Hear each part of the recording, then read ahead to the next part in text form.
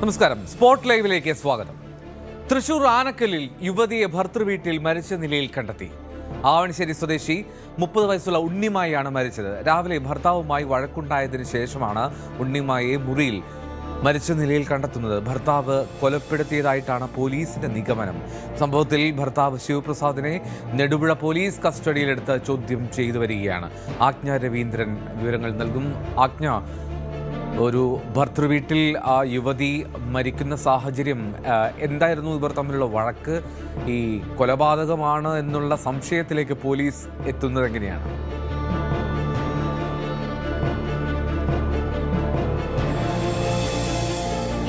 ഭർത്താവ് ശിവപ്രസാദിന് സംശയരോഗമാണെന്നാണ് പറയപ്പെടുന്നത്. നേരത്തെയും ഇവർ തമ്മിൽ ഇത്തരം തർക്കങ്ങൾ ഉണ്ടാവുകയും വഴക്കുകൾ ഉണ്ടാവുകയും ഒക്കെ ചെയ്തതായിട്ട് നാട്ടുകാർ ബോധ്യപ്പെടുന്നു. എന്തായാലും അവണിശ്ശേരി സ്വദേശി ഉണ്ണിമായാണ് കൊല്ലപ്പെട്ടത്. 30 വയസ്സായിരുന്നു. ഇവർക്കൊരു കുട്ടി കൂടിയുണ്ട്. ഇവരുടേത് പ്രണയ വിവാഹമായിരുന്നു. ഇന്ന് രാവിലെ 8:30 അവിടുത്തെ ഒരു സ്വകാര്യ സ്ഥാപനത്തിൽ ജോലി ചെയ്ത ഉണ്ണിമായ ഓഫീസിലേക്ക് പോകാൻ തയ്യാറെടുക്കുന്നതിനിടെ ആണ് വഴക്കുണ്ടായത്. അതിനുശേഷം ശിവപ്രസാദ് കഴുത്ത് ഞെരിച്ച് കൊലപ്പെടുത്തുകയായിരുന്നു എന്നാണ് പോലീസ് നിഗമനം. ഇതേ തുടർന്ന് പുറത്തേക്ക് പോയ ശിവപ്രസാദിനെ പിന്നീട് പോലീസ് കസ്റ്റഡിയിലെടുത്തു. എന്തായാലും ഭർത്തൃമാതാവും നാട്ടുകാരും ചേർന്നാണ് ഉണ്ണിമായെ ആശുപത്രിയിൽ എത്തിച്ചത്. പക്ഷേ തൃത്താമശ്ശേരി ക്ഷേത്രത്തിന് സമീപമാണ് ഇവർ താമസിച്ചു വന്നിരുന്നത്. ആശുപത്രിയിൽ എത്തിച്ച ശേഷം ജീവൻ രക്ഷിക്കാൻ ആയില്ല. അങ്ങനെയാണ് ഉണ്ണിമായ മരണത്തിന് കീഴടങ്ങിയത്. എന്തായാലും ഉണ്ണിമായെ മരണത്തിന് കീഴടങ്ങിയ ശേഷം കഴുത്തു ഞെരിച്ചാണ് ഉള്ള കൊലപാതകമാണ് എന്ന് വ്യക്തമായതിനു ശേഷമാണ് കൂടുതൽ ചോദ്യം ചെയ്യൽ നടന്നുകൊണ്ടിരിക്കുകയാണ്. എന്തായാലും ശിവപ്രസാദിനെ പോലീസ് കസ്റ്റഡിയിലെടുത്തിട്ടുണ്ട്. അയാൾ ഉണ്ണിമായെ കഴുത്തു ഞെരിച്ചിരുന്നു എന്നുള്ള കാര്യവും പോലീസിനോട് സമ്മതിച്ചിട്ടുണ്ട്. എന്തായാലും ശിവപ്രസാദ് കഴുത്തു ഞെരിച്ചതുകൊണ്ടാണ് ഉണ്ണിമായ കൊല്ലപ്പെട്ടത് എന്നുള്ള നിഗമനത്തിൽ തന്നെയാണ് പോലീസ്. കൂടുതൽ ചോദ്യം ചെയ്യൽ തുടരുന്നതേയുള്ളൂ. എന്തായാലും നെടുപുഴ പോലീസാണ് ഈ ശിവപ്രസാദിനെ കസ്റ്റഡിയിലെടുത്തിട്ടുള്ളത്. ആജ്ഞ, ഇവർ പ്രണയവിവാഹമായിരുന്നു. പ്രണയവിവാഹത്തിന് ശേഷം ഇങ്ങനെ സംശയം എന്നൊക്കെ പറയുമ്പോൾ അത് അല്പം കഷ്ടമാണ്. എന്താണെങ്കിലും ഈ വീട്ടിൽ മറ്റാരും ഉണ്ടായിരുന്നില്ലേ ആ സമയത്ത്? എങ്ങനെയാണ് ഈ കൊലപാതക വിവരം അല്ലെങ്കിൽ മരിച്ച വിവരം പുറത്തേക്ക് വരുന്നത്? ഇയാൾ തന്നെയാണോ ഇങ്ങനെ ഭാര്യ മരിച്ചു എന്നുള്ള രീതിയിൽ പോലീസിനെ അറിയിച്ചത്? എങ്ങനെയാണ് ഈ സംഭവം പുറത്തേക്ക് വന്നത്?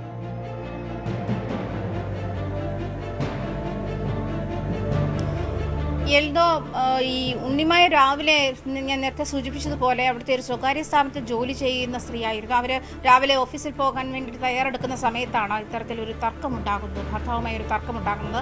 ഈ തർക്കത്തെ തുടർന്നാണ് ഇങ്ങനെ ഉണ്ണിമായയുടെ കഴുത്ത് ഞെരിക്കുന്ന ഒരു സാഹചര്യം ഉണ്ടായതെന്നാണ് മനസ്സിലാക്കാൻ കഴിയുന്നത്. എന്തായാലും ആ വീട്ടിൽ ആ സമയത്ത് ആരും ഉണ്ടായിരുന്നില്ല എന്ന് വേണം മനസ്സിലാക്കാൻ. പിന്നീട് ഭർത്തൃമാതാവും നാട്ടുകാരും ചേർന്ന്, അതായത് ഭർത്തൃമാതാവ് വീട്ടിലെത്തിയപ്പോൾ ഉണ്ണിമായ ഇങ്ങനെ അവശനിലയിൽ കിടക്കുന്നത് കാണുകയും തുടർന്ന് ആശുപത്രിയിൽ എത്തിക്കുകയുമായിരുന്നു. ഭർത്തൃമാതാവും നാട്ടുകാരും ചേർന്നാണ് ഉണ്ണിമായെ ആശുപത്രിയിൽ എത്തിച്ചത്. പക്ഷേ ആശുപത്രിയിൽ എത്തിച്ചെങ്കിലും ജീവൻ രക്ഷിക്കാനായില്ല. കഴുത്തു ഞെരിച്ചാണ് കൊലപ്പെടുത്തിയത് എന്നുള്ള നിഗമനത്തിൽ തന്നെയാണ് പോലീസ്. എന്തായാലും സംശയരോഗമാണ് ഇയാൾക്കുണ്ടായിരുന്നത്. ഈ ശിവപ്രസാദിന് ഭാര്യയെ സംശയമായിരുന്നു. അതുമായി ബന്ധപ്പെട്ട നേരത്തെയും വീട്ടിൽ വഴക്കുണ്ടാവുകയും തർക്കങ്ങൾ ഉണ്ടാവുകയും ഉണ്ണിമായെ കയ്യേറ്റം ചെയ്യുകയും ചെയ്യുന്ന സാഹചര്യങ്ങളൊക്കെ മുൻപും ഉണ്ടായിട്ടുണ്ടെന്ന് തന്നെയാണ് നാട്ടുകാർ ബോധ്യപ്പെടുന്നത്. ഇദ്ദേഹത്തിന്, ഈ ശിവപ്രസാദിന് ഭാര്യ മരിച്ചുപോയോ എന്നുള്ള വിവരം ആ സമയത്ത് മനസ്സിലായോ എന്നറിയില്ല. എന്തായാലും പോലീസിനോട് തൻ്റെ ഭാര്യയെ കഴുത്ത് ഞെരിച്ചിട്ടുണ്ട് എന്ന് അയാൾ കുറ്റം സമ്മതിച്ചിട്ടുണ്ട്. കഴുത്ത് ഞെരിച്ചത് കൊണ്ടുണ്ടായ മരണമാണ് എന്ന് ഹോസ്പിറ്റൽ വൃത്തങ്ങളും വ്യക്തമാക്കുന്നുണ്ട്. അതുകൊണ്ട് തന്നെ അയാൾക്കെതിരെ കൊലപാതക കുറ്റത്തിന് തന്നെയാണ് കേസെടുത്തിട്ടുള്ളതും. കൂടുതൽ ചോദ്യം ചെയ്യൽ നടന്നുകൊണ്ടിരിക്കുകയാണ്. എന്തായാലും എൽദോ സൂചിപ്പിച്ചതുപോലെ ഇരുവരുടെയും പ്രണയവിവാഹമായിരുന്നു. പ്രണയവിവാഹത്തെ തുടർന്ന് ഇത്തരം സംശയങ്ങൾ ഉണ്ടാവുകയും ഭാര്യ സംശയിക്ക് തുടർന്ന് ഈ വലിയ കുടുംബവഴക്കിലേക്കും തർക്കത്തിലേക്കും കൊലപാതകത്തിലേക്കും ഒക്കെ നയിക്കുന്ന സാഹചര്യങ്ങൾ ഈ അടുത്തിടെയായിട്ട് ഏറെ ഉണ്ടാകുന്നുമുണ്ട്. അത് അങ്ങേയറ്റം അപലപനീയവുമാണ്, അങ്ങേയറ്റം നിർഭാഗ്യകരവുമാണ് അങ്ങനത്തെ സാഹചര്യം. എന്തായാലും ഇവർക്കൊരു ചെറിയ കുഞ്ഞുണ്ട്. 30 വയസ്സാണ് ഈ മരിച്ച ഉണ്ണിമായയ്ക്ക് ഉള്ളത്. എന്തായാലും അവണിശ്ശേരി സ്വദേശിയാണ് മരിച്ച ഉണ്ണിമായ. തുടർ അന്വേഷണം, അതായത് ഈ ശിവപ്രസാദിനെ പോലീസ് കസ്റ്റഡിയിലെടുത്ത് ചോദ്യം ചെയ്യൽ തുടരുന്നതേയുള്ളൂ. മറ്റു നടപടിക്രമങ്ങൾ പിന്നാലെ ഉണ്ടാകുമെന്നാണ് പ്രതീക്ഷിക്കുന്നത്. അതിദാരുണമായിട്ടുള്ള സംഭവമാണ് ആജ്ഞ റിപ്പോർട്ട് ചെയ്യുന്നത്. തൃശ്ശൂരിലാണ് ഇത്തരം സംഭവം. അതായത് തൃശ്ശൂരിൽ യുവതിയെ ഭർതൃവീട്ടിൽ മരിച്ച നിലയിൽ, കൊല്ലപ്പെട്ട നിലയിൽ നിന്ന് തന്നെ പറയണം, കണ്ടെത്തി. ഭർത്താവിനെ ചോദ്യം ചെയ്ത് വരികയാണ്. ഈ ആനക്കല്ലിലാണ് മരിച്ച നിലയിൽ ഇങ്ങനെ കണ്ടെത്തുന്നത്. കഴുത്ത് ഞെരിച്ചു കൊന്ന നിലയിലാണ് മൃതദേഹം കണ്ടെത്തിയത് എന്നാണ് ആജ്ഞ വിവരങ്ങൾ നൽകുന്നത്. ഉണ്ണിമായ 30 വയസ്സാണ് അവർക്ക്. അജ്ഞ, ഇയാൾ എന്തെങ്കിലും എന്താണ് ചെയ്തിരുന്നത്? ഇയാൾ തൊഴിൽ ചെയ്തിരുന്ന ആളാണോ? വീട്ടുകാരായിട്ടൊക്കെ നല്ല ബന്ധമുള്ള കുടുംബമായിരുന്നു? എങ്ങനെയാണ്? ഇവർ തമ്മിൽ ഉള്ള വഴക്കുകൾ ഉണ്ടായിരുന്നു എന്ന് പറയപ്പെടുന്നുണ്ടല്ലോ. അപ്പോൾ എങ്ങനെയാണ് മറ്റ് ഭർത്തൃ വീട്ടുകാരുമായിട്ട് എങ്ങനെയായിരുന്നു? നല്ല ബന്ധത്തിലായിരുന്നു പോയിരുന്നത്?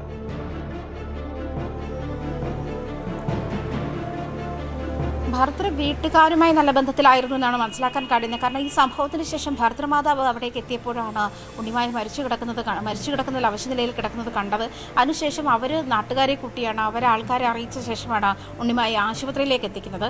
എന്തായാലും ഭർത്തൃമാതാവും ഒപ്പം ഉണ്ടായിരുന്നോ അതല്ലെങ്കിൽ അവിടെ വന്നു പോകുന്ന ആളാണോ എന്നുള്ള കാര്യത്തിൽ വ്യക്തതയില്ല. എന്തായാലും ഒരു രാവിലെ 8:30 കൂടിയാണ് സംഭവം ഉണ്ടായത്. രാവിലെ ഇവരൊരു ഉണ്ണിമായ ഒരു സ്വകാര്യ സ്ഥാപനത്തിൽ ജോലി ചെയ്യുന്ന ആളാണെന്ന് നേരത്തെ സൂചിപ്പിച്ചിരുന്നല്ലോ. അവിടേക്ക് പോകാൻ വേണ്ടി തയ്യാറെടുക്കുന്ന സമയത്താണ് ഈ ബഹളമുണ്ടാകുന്നതും ശിവപ്രസാദ് ഇവരുടെ കഴുത്തിൽ ഞെരിക്കുന്നതും അതേ തുടർന്ന് ഇവർ അബോധാവസ്ഥയിലാകുന്ന ഒരു സാഹചര്യമൊക്കെ ഉണ്ടായത് അതേ തുടർന്നാണ്. എന്തായാലും അവർ അവശനിലയിൽ കിടക്കുന്നത് കണ്ടാണ് ഭർത്തൃമാതാവാണ് ആശുപത്രിയിൽ എത്തിച്ചത്. ഭർത്തൃമാതാവ് നാട്ടുകാരുടെ സഹായത്തോടു കൂടിയാണ് ആശുപത്രിയിൽ എത്തിച്ചത്. എന്തായാലും ആശുപത്രിയിൽ എത്തിക്കുമ്പോൾ പൂർണ്ണമായ അവശനിലയിൽ തന്നെയായിരുന്നു. ജീവൻ രക്ഷിക്കാൻ കഴിയാത്തത്ര തരം ഗുരുതരമായ പരുക്കാണ് കഴുത്തിനേറ്റത് എന്ന് വേണം മനസ്സിലാക്കാൻ. എന്തായാലും അവരുടെ ജീവൻ രക്ഷിക്കാൻ കഴിഞ്ഞില്ല. അതിനുശേഷമാണ് പോലീസ് ഈ ശിവപ്രസാദിനെ കസ്റ്റഡിയിലെടുക്കുന്നത്. ഈ സംഭവമുണ്ടായി, തർക്കമുണ്ടായി, ഇയാൾ പുറത്തേക്ക് ഇറങ്ങി പോവുകയായിരുന്നു എന്നാണ് മനസ്സിലാക്കുന്നത്. അതായത് ഈ ഭാര്യ മരിച്ചോ എന്നുള്ള കാര്യം ഇയാൾ പുറത്തേക്ക് ഇറങ്ങി പോകുമ്പോൾ കൺഫേം ആയിരുന്നില്ല എന്നുള്ളതാണ് മനസ്സിലായി വരുന്നത്. പോലീസ് അങ്ങനെയാണ് വ്യക്തമാക്കുന്നത്. എന്തായാലും പോലീസ് ഇയാൾക്കെതിരെ കൊലക്കുറ്റത്തിനാണ് കേസെടുത്തിട്ടുള്ളത്. കഴുത്ത് ഞെരിച്ചത് കൊണ്ട് തന്നെയാണ് ഉണ്ണിമായ കൊല്ലപ്പെട്ടത് എന്നുള്ള നിഗമനത്തിൽ തന്നെയാണ് പോലീസ് ആശുപത്രി വൃത്തങ്ങളും അങ്ങനെയാണ് വ്യക്തമാക്കുന്നത്. അതായത് കഴുത്ത് ഞെരിച്ചത് കൊണ്ടുള്ള അപകടമാണ് മരണത്തിലേക്ക് നയിച്ചത് എന്നാണ് മനസ്സിലാക്കുന്നത്. ശരി, ആജ്ഞ രവീന്ദ്രനാണ് വിവരങ്ങൾ നൽകിയത്. അതിദാരുണമായിട്ടുള്ള മറ്റൊരു കൊലപാതകം കൂടി നമുക്ക് റിപ്പോർട്ട് ചെയ്യേണ്ടി വരുന്നു. ഭർത്താവിൻ്റെ ക്രൂരതയാണ്. അവിടെ പ്രേമിച്ച് വിവാഹം കഴിച്ചവരാണ് അവർ രണ്ടുപേരും എന്നുള്ളതാണ് പ്രധാനപ്പെട്ട കാര്യം. ഇനി മറ്റൊരു പ്രധാനപ്പെട്ട വാർത്ത ഇന്നലെ ഉണ്ടായത്, അത് ബംഗളൂരുവിൽ മതിലിടിഞ്ഞുണ്ടായ അപകടം. അതിൽ മരിച്ച എറണാകുളം രാമമംഗലം സ്വദേശികളായിട്ടുള്ള സ്മിത, രഘു, ലത എന്നിവരുടെ മൃതദേഹങ്ങൾ നാട്ടിലെത്തിച്ചു. രാമമംഗലം പഞ്ചായത്ത് കാര്യാലയത്തിൽ പൊതുദർശനം നടക്കുകയാണ്. വൈകിട്ട് 4 മണിക്കാണ് സംസ്കാരം. ഡാനി പോൾ അതിൻ്റെ വിവരങ്ങൾ നൽകും. എന്തായാലും ബംഗളൂരുവിൽ വിനോദയാത്രയ്ക്ക് വേണ്ടി പോയ സംഘത്തിലെ അംഗങ്ങളാണ്, കുടുംബശ്രീ പ്രവർത്തകരാണ്. അവർ അമൃതംപൊടി ഉണ്ടാക്കുന്ന യൂണിറ്റിൽ നിന്ന് അവർ ഏതാണ്ട് 50-ലേറെ പേർ അവർ യാത്ര ചെയ്തു. പക്ഷേ അതിൽ വലിയൊരു അപകടത്തിലേക്ക് പോകുമെന്ന് ആദ്യമായി വിമാനത്തിൽ കയറിപ്പോയതിൻ്റെ ആവേശമൊക്കെയായിരുന്നു. പക്ഷേ മടക്കം അത് അതിദാരുണമായി. സന്തോഷത്തോടെ പോയ അവർ അതിൽ 2 പേരെ ജീവനറ്റ രീതിയിലാണ് തിരികെ നാട്ടിലേക്ക് വരുന്നത്. ഇപ്പോൾ രാമമംഗലത്ത് അവിടെ പൊതുദർശനം നടക്കുകയാണ്. 2 പേരും അടുത്തടുത്ത് തന്നെ, കോട്ടപ്പുറം സ്വദേശി ഒരാൾ, അടുത്തയാൾ കിഴിമുറി. ഈ 2 അടുത്തടുത്ത സ്ഥലങ്ങളാണ് രാമമംഗലത്തിന്. അപ്പോൾ രാമമംഗലത്ത് ഇപ്പോൾ പഞ്ചായത്ത് കാര്യാലയത്തിൽ പൊതുദർശനം പുരോഗമിക്കുകയാണ്. ഒരുപാട് നാട്ടുകാർ അവിടെ, ഒരുപക്ഷെ കൂടെ ജോലി ചെയ്യുന്നവർ, ഒപ്പം ആ വിനോദയാത്രയ്ക്ക് പോയവരൊക്കെ അവർക്ക് അവസാനമായി അന്ത്യാഞ്ജലി അർപ്പിക്കാനായി എത്തി നിൽക്കുന്നു. രാമമംഗലത്ത് നിന്ന് ബാംഗ്ലൂരിലേക്ക് അവർ വിനോദയാത്ര പോയതാണ്. അപ്പോഴാണ് വലിയ മഴയിൽ ആ മതിലിടിഞ്ഞ് വീഴുകയും ഇങ്ങനെ ആ തെരുവ് കച്ചവടക്കാരുൾപ്പെടെയുള്ളവരുടെ ദേഹത്തേക്ക് ആ മതിലിടിഞ്ഞ് വീണ് അതിൽ പെട്ടുപോയതാണ് അവർ 2 പേർ. ഡാനി പോൾ രാമമംഗലത്തും ചേരുന്നുണ്ട്. ഡാനി, അങ്ങേയറ്റം ദുഃഖകരമായിട്ടൊരു അന്തരീക്ഷമാണ്, സാഹചര്യമാണ് രാമമംഗലത്ത് നിന്ന്. അവിടുത്തെ ചെറിയ 2 പ്രദേശങ്ങൾ, കിഴിമുറി, കോട്ടപ്പുറം, ഇവിടെ നിന്ന് ആദ്യമായി വിമാനത്തിലൊക്കെ കയറി ബംഗളൂരുവിലെത്തി അവിടെ സന്തോഷകരമായി നിൽക്കുന്ന സമയത്ത് ഇങ്ങനെയൊരു അപകടം നേരിടുന്ന സാഹചര്യമാണ്. എപ്പോഴാണ് നാട്ടിലേക്ക് എത്തിച്ചത്, സ്വന്തം മണ്ണിലേക്ക്? സംസ്കാര ചടങ്ങുകളൊക്കെ എപ്പോൾ ആരംഭിക്കും?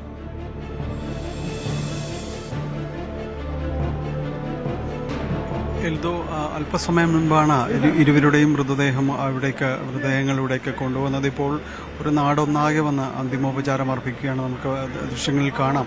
ഇപ്പോൾ ജില്ലാ കളക്ടർ ജി പ്രിയങ്ക അല്പസമയം മുമ്പ് അന്തിമോപചാരം അർപ്പിച്ചു. അതോടൊപ്പം തന്നെ Anoop Jacob, sitting MLA Anoop Jacob അടക്കമുള്ള ആളുകൾ ഇവിടേക്ക് എത്തിയിട്ടുണ്ട്. അങ്ങനെ നിരവധിയായ ആളുകൾ ഇവിടേക്ക് വന്നുകൊണ്ടേയിരിക്കുകയാണ്. ഇതൊരു ഗ്രാമീണ മേഖലയാണ് രാമമംഗലം. ഈ പ്രദേശത്തുകാർക്ക് വളരെ സുപരിചിതയായ 2 പേര്, ലേഖയും സൗമ്യയും 2 പേരും വളരെ അടുത്ത പരിചയമുള്ളവർ, കുടുംബശ്രീയിലൂടെ എല്ലാം തന്നെ വളരെ അടുപ്പമുള്ള 2 പേരാണ്. അവർക്ക് നാട്ടുകാരെ എല്ലാവരെയും തന്നെയും നേരിട്ട പരിചയമുള്ളവർ എന്ന് തന്നെയാണ് പലരും പറയുകയും ചെയ്യുന്നത്. അത് നേരത്തെ എൽദോ ഇതിൻ്റെ തുടക്കത്തിൽ സൂചിപ്പിച്ചതുപോലെ തീർത്തും ഒരു ഗ്രാമീണ സാഹചര്യത്തിൽ നിന്ന്, പിന്നോക്ക സാഹചര്യങ്ങളിൽ നിന്ന് വരുന്നവർക്ക് അവർക്കൊരു വിനോദയാത്ര എന്നതെല്ലാം തന്നെ പറയുമ്പോൾ കൂടുതൽ അത് വിമാനമാർഗമെല്ലാം സഞ്ചരിക്കാൻ കഴിയുമെന്നതെല്ലാം വളരെ സന്തോഷകരമായ ഒരു അന്തരീക്ഷമായിരുന്നു ഉണ്ടായിരുന്നത്. പക്ഷേ ഇന്നലെ ഇവിടെ നിന്ന് രാവിലെ പുറപ്പെടുന്നു, കൊച്ചി വഴി ബംഗളൂരുവിലേക്ക് എത്തുന്നു. ആ സമയം അത്രയും അവരുടെ സന്തോഷത്തിൻ്റെ ആ ഒരു സ്വപ്നയാത്രയുടെ ചിറകിൽ തന്നെയായിരുന്നു അവരെല്ലാവരും. 56 പേരടങ്ങുന്ന ഒരു യാത്രാ സംഘമാണ് ഉണ്ടായിരുന്നത്. ജില്ലയുടെ വിവിധ മേഖലകളിൽ നിന്ന്, കുടുംബശ്രീ യൂണിറ്റുകളിൽ നിന്ന് തിരഞ്ഞെടുക്കപ്പെട്ട 56 പേരായിരുന്നു. ഒരു പഠനയാത്ര എന്ന രീതിയിൽ ക്രമീകരിക്കപ്പെട്ടതായിരുന്നു ഇത്. ഇവിടെ ഈ അമൃതം ഫുഡ്സ് എന്ന് പറയുന്ന ഒരു പാക്കിംഗ് യൂണിറ്റിലെ ജീവനക്കാരായിരുന്നു, അതുമായി പ്രവർത്തിച്ചിരുന്നവരായിരുന്നു ഇവിടെ നിന്ന് പോയ ഈ ഇരുവരും, സൗമ്യയും അതോടൊപ്പം തന്നെ ലതയും എല്ലാം അവരുൾപ്പെടുന്ന 6 പേരായിരുന്നു ഇവിടെ നിന്ന് ഉണ്ടായിരുന്നത്. എന്നാൽ അവിടെ എത്തി കുറച്ച് സമയത്തിന് ശേഷം തന്നെ കനത്ത മഴയിലേക്കെല്ലാം തന്നെ ബാംഗ്ലൂരിൽ കനത്ത മഴയുടെ പിടിയിലേക്കെല്ലാം തന്നെയാകുന്നു. പിന്നീട് ഈ ഷോപ്പിങ്ങിന് വേണ്ടി പലരും പല ഗ്രൂപ്പുകളായിട്ട് ചിതറി. ഇതിനിടയിലാണ് ഈ ദാരുണമായ സംഭവം ഉണ്ടാകുന്നത്. വലിയ മതിൽക്കെട്ട് ഇടിഞ്ഞ് വീഴുന്നു. ഇവരുൾപ്പെടെ 7 പേരാണ് മരണപ്പെട്ടത്. 2 പേർ യാത്രാ സംഘത്തിലുള്ളതും അതോടൊപ്പം തന്നെ 3 പേര് ഇവർക്കൊപ്പം ഈ സംഘത്തിലുണ്ടായിരുന്നവരുമാണ്. 3 പേര് ഉണ്ടായിരുന്നവർ. അവരുടെ പരിക്ക് ഒരാളുടേതൊഴികെ ഒരാളുടെ മാത്രം ഗുരുതരമാണ് എന്നത് പറയുന്നു. അവരുടെ ബന്ധുക്കൾ ഇതിനകം തന്നെ ഇവിടെ ബംഗളൂരുവിൽ എത്തിയിട്ടുണ്ട്. നാട്ടിലേക്ക് കൊണ്ടുപോരാൻ കഴിയുന്ന ഒരു സ്ഥിതിയല്ല ഇപ്പോൾ അവരുടേതെന്ന് പറയുന്നു. ഇതിനുശേഷമാണ് 2 പേരുടെയും, സൗമ്യയുടെയും ലതയുടെയും എല്ലാം തന്നെ പോസ്റ്റ്മോർട്ടം നടപടികൾ വേഗത്തിലാക്കുകയും തുടർന്ന് ഇങ്ങോട്ട് വളരെ പെട്ടെന്ന് കൊണ്ടുവരാനുള്ള ക്രമീകരണങ്ങൾ ഒരുക്കുകയും ചെയ്തത്. ഇപ്പോൾ നമ്മൾ കാണുന്നത് രാമമംഗലം പഞ്ചായത്ത് കാര്യാലയത്തിന് മുന്നിലെ പൊതുദർശനമാണ്. ഒരുപക്ഷെ എത്രയോ കാര്യങ്ങൾക്കായി അവരിരുവരും ഈ ഗ്രാമപഞ്ചായത്തിൻ്റെ പടവുകൾ കയറി ഇറങ്ങിയിട്ടുണ്ടാകും. എത്രയോ പരിചിതമായ മുഖങ്ങളെല്ലാം തന്നെ ഇവിടെ ഉണ്ടാകും. അവിടെയാണ് തീർത്തും അപ്രതീക്ഷിതമായി ഇപ്പോൾ അന്ത്യയാത്ര പറയാനായിട്ട് ഇരുവരും എത്തിയിരിക്കുന്നത്. വളരെ നടുക്കവും ഈ ജീവിതത്തിൻ്റെ ഒരു അനിശ്ചിതത്വവും എല്ലാം തന്നെ ഈ ഇവിടെയുള്ള എല്ലാവരുടെയും തന്നെ വാക്കുകളിൽ നിഴലിക്കുന്നുണ്ട്. കാരണം ഈ അടുത്ത ദിവസം വരെയും വളരെ സജീവമായിട്ട് തന്നെ ഇടപെട്ടിരുന്ന ആളുകൾ തന്നെ, വളരെ അടുത്തറിയാവുന്ന ആളുകൾ, അവരാണ് ഇപ്പോൾ ചേതനയേറ്റ ശരീരങ്ങളായി ഇവിടേക്ക് എത്തിയിരിക്കുന്നത്. എത്ര അപ്രതീക്ഷിതമായ ദുരന്തമാണ് എൽദോ. കാരണം ഇവിടെ നിന്നൊരു വിനോദയാത്ര പോകുക, അവിടെ ഉണ്ടാകുന്ന വലിയ മഴയിൽ അവർ അകപ്പെടുക, അതിൽ നിന്ന് ഒന്ന് മാറി നിൽക്കാൻ വേണ്ടി നമ്മളെല്ലാം ഈ മഴയത്തും കാര്യത്തുമെല്ലാം തന്നെ എത്രയോ ഒരു തണൽ തേടി അല്ലെങ്കിൽ ഒന്ന് മഴ കൊള്ളാതിരിക്കാൻ മാറി നിന്ന് എവിടെയെല്ലാം അഭയം തേടുന്നവരാണ്. അതുപോലെ തന്നെയുള്ള ഒരു സംഭവം തന്നെയായിരുന്നു ഇവർ മാറി നിൽക്കുന്നത്. പക്ഷേ കനത്ത കരിങ്കൽ മതിൽക്കെട്ട് ഇടിഞ്ഞു വീഴുകയായിരുന്നു. 7 പേരാണ് മരണമടഞ്ഞത്. 6 വയസ്സുകാരനുൾപ്പെടെ 7 പേര് മരണമടഞ്ഞു. ഇതിൽ 2 മലയാളികൾ കൂടി, ഇവിടെ നിന്നുള്ള യാത്രാ സംഘത്തിൽ ഉൾപ്പെട്ട 2 മലയാളികൾ കൂടി അതിൽ പെടുന്നു എന്നതാണ്. ഇവിടെ കണ്ടുപോകുന്നവരുടെ മുഖങ്ങളിലുള്ള സങ്കടവും വേദനയും എല്ലാം തന്നെ നമ്മൾക്ക് തൊട്ടറിയാനായിട്ട് സാധിക്കും. ഇവരുടെ ഇനി ഈ പൊതുദർശന ചടങ്ങുകൾ പൂർത്തിയാക്കിയതിനു ശേഷം 2 പേരുടെയും വീടുകളിലേക്ക് കൊണ്ടുപോകും. സൗമ്യയുടെ വീട്ടിൽ കാത്തിരിക്കുന്ന 3 പെൺമക്കളടങ്ങുന്ന ഒരു കുടുംബമാണ്. അത് ഒന്ന് ജീവിതത്തിലേക്ക് നടന്ന് തുടങ്ങിയിട്ടേയുള്ള ഒരു കുടുംബം. ഭർത്താവ് നമ്മൾ രാവിലെ ചെല്ലുമ്പോൾ അവിടെ അദ്ദേഹം എന്താണ് അദ്ദേഹം തന്നെ പറയുന്നത്, എനിക്ക് എന്തെല്ലാം പറയണമെന്ന് പോലും അറിയില്ല, അത്ര കണ്ട് എനിക്ക് നില നഷ്ടപ്പെട്ടിരിക്കുന്നു. കാരണം ജീവിതത്തിൻ്റെ ഒരു അത്താണിയായിരുന്ന ഒരാളാണ് കടന്നു പോകുന്നതെന്ന് പറയുന്നു. മൂത്ത മകൾ സൗദിയിൽ നഴ്സാണ്. അവരെ ഇന്ന് തിരികെ എത്തിയിട്ടുണ്ട്. കോഴിക്കോട് എത്തി അവിടെ നിന്ന് വാഹനത്തിൽ ഇവിടേക്ക് കൊച്ചിയിലേക്ക് വന്നുകൊണ്ടിരിക്കുകയായിരുന്നു. അടുത്ത ആൾക്ക് നെടുമ്പാശ്ശേരി എയർപോർട്ടുമായി ബന്ധപ്പെട്ടുകൊണ്ട് ഒരു ജോലിയുണ്ട്. ഏറ്റവും താഴെയുള്ള ആൾ വിദ്യാർത്ഥിയാണ്. അങ്ങനെ 3 പെൺകുട്ടികൾ അടങ്ങുന്ന ഒരു കുടുംബത്തിൻ്റെ ഒരു അത്താണി എന്ന് പറയാവുന്ന ഒരാളാണ് നഷ്ടപ്പെട്ടു പോകുന്നത്. ലത അവിവാഹിതയാണ്. വിവിധ ചില രോഗങ്ങൾ അവർക്ക് ഉണ്ട് എന്നതാണ് ഒരു കുടുംബത്തിൽ നിന്ന് പറഞ്ഞത്. അങ്ങനെ രോഗം അലട്ടുന്ന ഒരാളാണ് സഹോദരന്മാർക്കൊപ്പം കഴിഞ്ഞു പോകുന്ന ഒരാൾ. അതിനിടയിൽ തൻ്റെ വൈഷമ്യങ്ങൾക്കിടയിൽ, തൻ്റെ രോഗാവസ്ഥയ്ക്കിടയിൽ തൻ്റെ സുഹൃത്തുക്കൾക്കൊപ്പം ഒരു യാത്ര പോകുക എന്നത് അവരെ സംബന്ധിച്ചിടത്തോളം ജീവിതത്തിലെ ഏറ്റവും ചേർത്ത് വയ്ക്കാവുന്ന സന്തോഷകരമായ ഒരു നിമിഷങ്ങളും ദിവസവും ഒക്കെ ആകുമായിരുന്ന യാത്രയാണ് ഈ രീതിയിൽ തീർത്തും അപ്രതീക്ഷിതമായി അവസാനിക്കുന്നത്. ഒരു മഴ പെയ്ത ബംഗളൂരുവിൽ അത് വല്ലാത്ത ദുരിതങ്ങൾ തീർത്തുകൊണ്ട് അടങ്ങുമ്പോൾ അതിനൊപ്പം 2 ജീവിതങ്ങൾ കൂടി അവിടെ കേരളക്കരയിൽ നിന്ന് നാട് കാണാൻ പോയ 2 പേർ കൂടി ഇല്ലാതാവുന്നു എന്നതാണ്. 7 മരണങ്ങൾ സംഭവിച്ച എല്ലാ മരണങ്ങളും സങ്കടകരം തന്നെയാണെങ്കിലും നമ്മൾ നേർക്കുനേർ കാണുന്നത് ഈ 2 പേരെയാണ്. ഇവരുടെ ചേതനയേറ്റ ശരീരങ്ങൾ നമുക്ക് കാണാം. മൃതദേഹത്തിന് മുകളിൽ അലച്ച് കരയുന്ന ബന്ധുക്കളെ, കുടുംബത്തെ എല്ലാം തന്നെ നമുക്ക് കാണാനായിട്ട് സാധിക്കും. ഇനിയിപ്പോൾ 4 മണിയോടുകൂടിയാണ് സംസ്കാര ചടങ്ങുകളടക്കം നടക്കുന്നത്. ലതയുടേത് അവരുടെ ഒരു കുടുംബ ശ്മശാനത്തിലാണ് ചടങ്ങുകൾ നടക്കുക എന്നതാണ് അറിയിച്ചിട്ടുള്ളത്. സൗമ്യയുടേത് ഇവിടെ അടുത്തുള്ള ഒരു പൊതു ശ്മശാനത്തിൽ 4 മണിയോടുകൂടി ഉണ്ടാകുമെന്നാണ് അറിയിച്ചിരിക്കുന്നത്. ഏതായാലും ഈ നാട് ഒന്നടങ്കം അവർക്ക് യാത്ര പറയുന്നതിന് വേണ്ടി ഇവിടേക്ക് എത്തിയിരിക്കുന്നു. കൂടുതലും സ്ത്രീകൾ തന്നെയാണ്. അവർക്കൊപ്പം പ്രവർത്തിച്ചവരാണ്. കുടുംബശ്രീ യൂണിറ്റുകളിലും അല്ലാതെയും എല്ലാം തന്നെ പ്രവർത്തിച്ചവരാണ്. വിതുമ്പലടക്കാൻ പാടുപെടുന്ന സ്ത്രീകളെ എല്ലാം തന്നെയാണ് നമുക്ക് കാണാൻ കഴിയുന്നത്. കലങ്ങിയ കണ്ണുമായി തങ്ങളുടെ പ്രിയപ്പെട്ടവരെ അവസാനമായി കണ്ട് യാത്ര പറയുന്നതിന് വേണ്ടി ഇവിടേക്ക് വന്നുകൊണ്ടിരിക്കുന്നവരെയാണ്. രാമമംഗലത്ത് ഈ പഞ്ചായത്ത് കാര്യാലയം എന്ന് പറയുന്നത് ഇപ്പോൾ ഇങ്ങനെയൊരു വേദനയുടെ മുനമ്പായി മാറുകയാണ്. ഇവിടേക്ക് ഇരുവർക്കും യാത്ര പറയാൻ വേണ്ടി വന്നെത്തുന്നവരുടെ ഒരു കൂട്ടം, ഒരു ജനസഞ്ചയം മാത്രമാണ് ഇപ്പോൾ ഇതിനകത്തുള്ളത്. ആരെയും ആശ്വസിപ്പിക്കാൻ കഴിയാത്ത വിധം അവർ പരസ്പരം കൈപിടിച്ച് കണ്ണിൽ നോക്കി നടന്നു പോകുന്ന കുറേയധികം പേർ. ഇന്നലെ വരെ തങ്ങൾക്കൊപ്പമുണ്ടായിരുന്ന 2 പേർ തീർത്തും അവിശ്വസനീയമായ രീതിയിൽ നഷ്ടപ്പെട്ടു എന്നതാണ്. ഇപ്പോഴും ആ വേദനയും വാർത്തയും ഉൾക്കൊള്ളാൻ കഴിയാത്തവർ തന്നെയാണ് എൽദോ ഇവിടെയുള്ള ഈ ചുറ്റുപാടുമുള്ളവർ. ഉറപ്പായും രാമമംഗലം അത് വളരെ ചെറിയൊരു പ്രദേശമാണ്. പിറവത്തിനും കോലഞ്ചേരിക്കും ഒക്കെ ഇടയായി കിടക്കുന്നു. അവിടെ ഇപ്പോൾ ആ രാമമംഗലം ആ ചെറിയ കവലയ്ക്ക് നടുവിലൂടെ ഒരു പുഴ ഒഴുകുന്നുണ്ട്. അതുപോലെ ഇപ്പോൾ അവിടെ ഒരു സങ്കടപ്പുഴ ഒഴുകുകയാണ്. അവർ 5 പേർ ഒരുമിച്ചായിരുന്നു യാത്രയിലുടനീളം. രാമമംഗലത്തുകാരായിട്ടുള്ള 5 പേർ, അതിൽ 2 പേരാണ് ഇപ്പോൾ മരിച്ചത്. 3 പേർക്ക് പരിക്കേറ്റു. മറ്റുള്ളവർ അവിടെ അടുത്തുള്ള ബസലിക്കയിലായിരുന്നു, സെൻറ്റ് മേരീസ് ബസലിക്കയിൽ. ഇവർ ഷോപ്പിങ്ങിനായി പോയതാണ്. അപ്പോഴാണ് മഴ പെയ്തപ്പോൾ ആ വഴിയോര കച്ചവടക്കാർ കെട്ടിയിരുന്ന ടാർപോളിന് താഴെയിലേക്ക് പോയി നിൽക്കുന്നത്. അപ്പോഴാണ് ആ മതിലിടിഞ്ഞ് അവരുടെ ദേഹത്തേക്ക് പതിക്കുന്നത്. ആശുപത്രിയുടെ മുറ്റത്ത് തന്നെയാണ്. അവിടെ വെച്ച് തന്നെ വളരെ പെട്ടെന്ന് ആശുപത്രിയിൽ എത്തിച്ചു. പക്ഷേ ഈ 2 പേരെ, 2 മലയാളികൾ ഉൾപ്പെടെ 7 പേരെ രക്ഷിക്കാൻ കഴിഞ്ഞില്ല. രാമമംഗലത്തുള്ള ദൃശ്യങ്ങളാണ് പ്രേക്ഷകർ കാണുന്നത്. സങ്കടക്കടലായി അവിടെ നിൽക്കുന്നു രാമമംഗലം ഒന്നാകെ. തിരുവനന്തപുരം അമ്പൂരിയിൽ അച്ഛനെ മകൻ അടിച്ചു കൊന്നു. പ്രദേശവാസിയായ തോമസ് എബ്രഹാം എന്ന 62-കാരനാണ് മരിച്ചത്.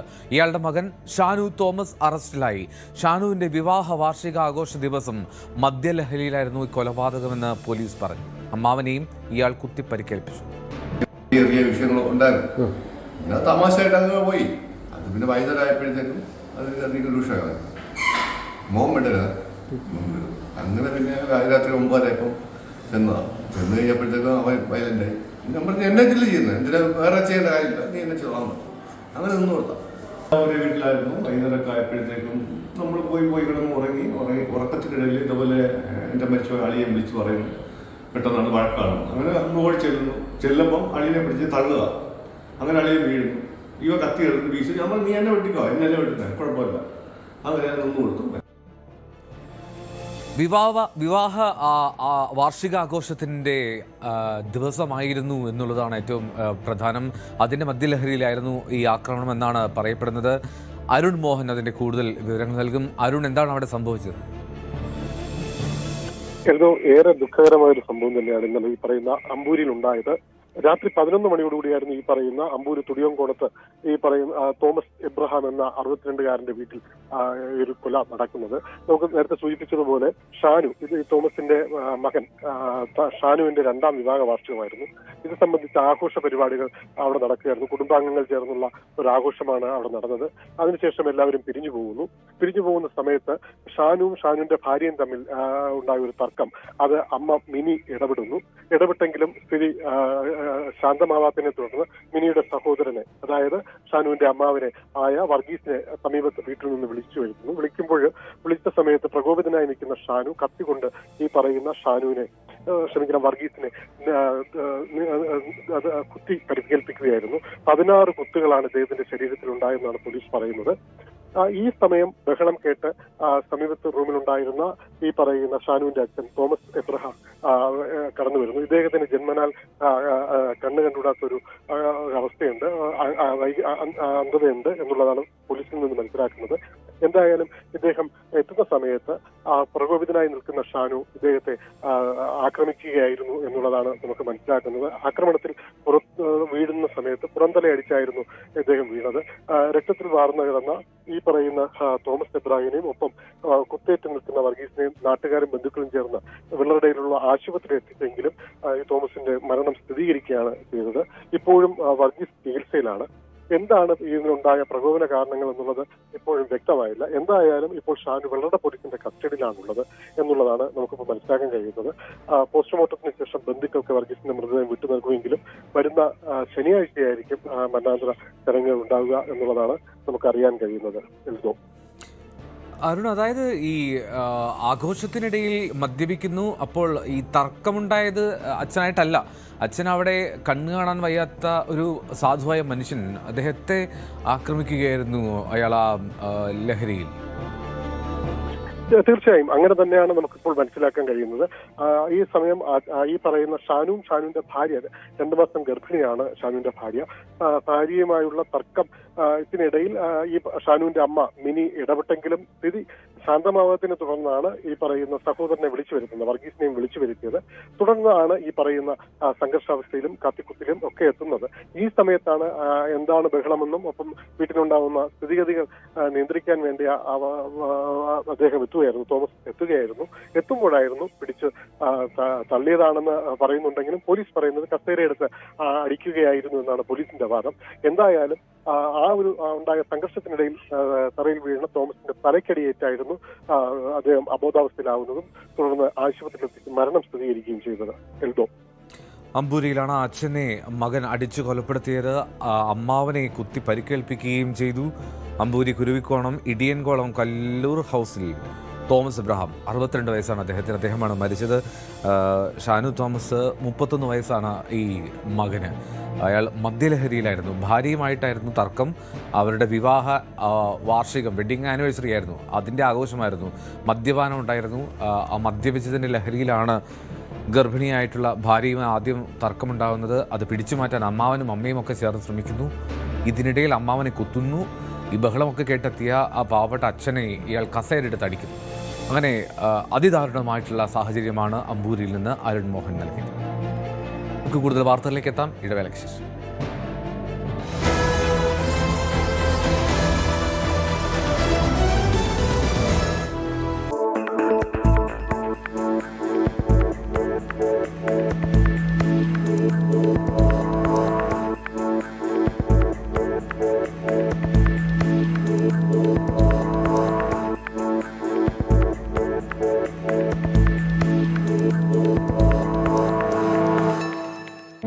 Real time, on the go, India chooses Network 18.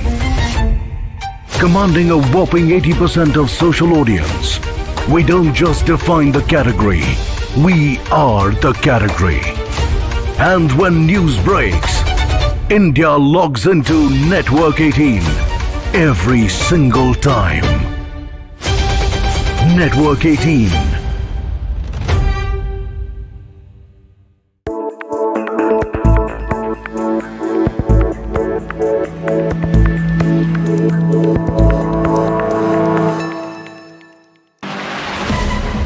Keralam ആരും ഭരിക്കും? ഭരണത്തുടർച്ചയോ ഭരണമാറ്റമോ? BJP എത്ര വരെ? മുഖ്യമന്ത്രി ആരാകണം? ജനവിധിക്ക് മുൻപേ ആദ്യ ഫലം. വോട്ട് വൈബ് എക്സിറ്റ് പോൾ ഇന്ന് വൈകിട്ട് 6 മണി മുതൽ ന്യൂസ് 18 കേരളത്തിൽ മാത്രം.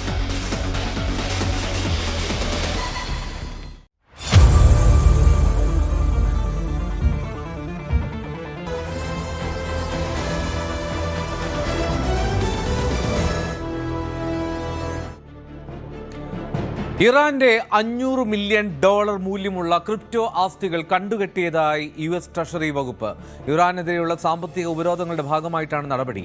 ഹോർമുസ് കടലിടുക്കിലെ ഉപരോധം തുടരുമെന്ന് മുന്നറിയിപ്പുണ്ട്. കഴിഞ്ഞ ദിവസം വൻതോതിൽ കുതിച്ചുയർന്ന ക്രൂഡ് ഓയിൽ വിലയിൽ നേരിയ കുറവുണ്ട്.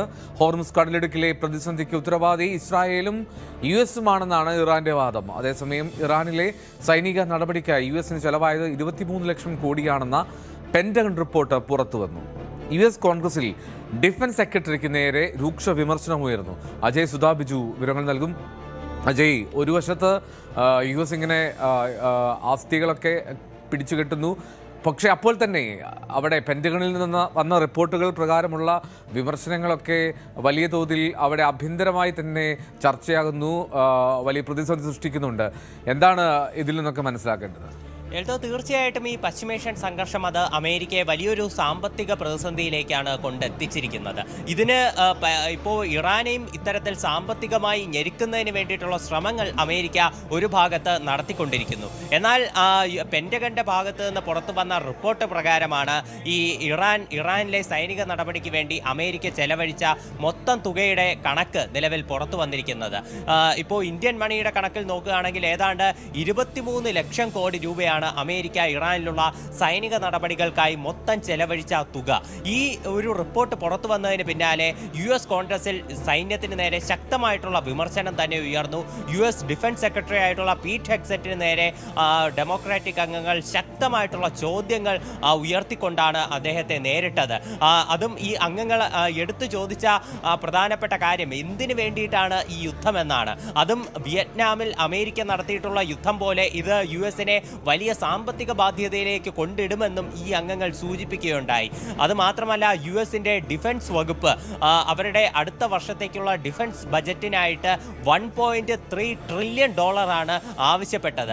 ഈ ഒരു തുക എന്ന് പറയുന്നത് രണ്ടാം ലോക മഹായുദ്ധത്തിന് ശേഷം ഇത്ര വലിയൊരു തുക US ഈ ഡിഫൻസ് ആവശ്യത്തിന് വേണ്ടി ഉപയോഗിക്കുന്നത് ഇത് ആദ്യമായിട്ടാണ്. അതായത് ഇപ്പോൾ ഇതിനു മുൻപേ പലതരം പോരാട്ടങ്ങളിൽ US ഏർപ്പെട്ടിരുന്നു. ഇപ്പോൾ നോക്കുകയാണെങ്കിൽ വിയറ്റ്നാമിലെ യുദ്ധമുണ്ടായിരുന്നു, ഇറാഖിലെ സൈനിക നടപടി ഉണ്ടായിരുന്നു, അഫ്ഗാനിസ്ഥാനിലെ സൈനിക നടപടി ഉണ്ടായിരുന്നു. എന്നാൽ ഇതിലൊന്നും ചെലവായിട്ടില്ലാത്ത അത്രയും വലിയ തുകയാണ് ഇനി അടുത്ത് ഡിഫൻസ് ആവശ്യത്തിന് വേണ്ടി ബജറ്റിൽ വകയിരുത്താനായിട്ട് ഇപ്പോൾ ഡിഫൻസ് സെക്രട്ടറി പറഞ്ഞിരിക്കുന്നത്. ഈ ഒരു തുകയും അംഗങ്ങൾ ചോദ്യം ചെയ്തിട്ടുണ്ട്. പ്രതിപക്ഷമായിട്ടുള്ള ഡെമോക്രാറ്റിക് പാർട്ടിയുടെ ഭാഗത്തു നിന്നല്ല, ഭരണപക്ഷമായിട്ടുള്ള റിപ്പബ്ലിക്കൻ പാർട്ടിയിലെ ചില അംഗങ്ങൾ വരെ ഇത് ചോദ്യം ചെയ്തുകൊണ്ട് രംഗത്തെത്തിയിട്ടുണ്ട്.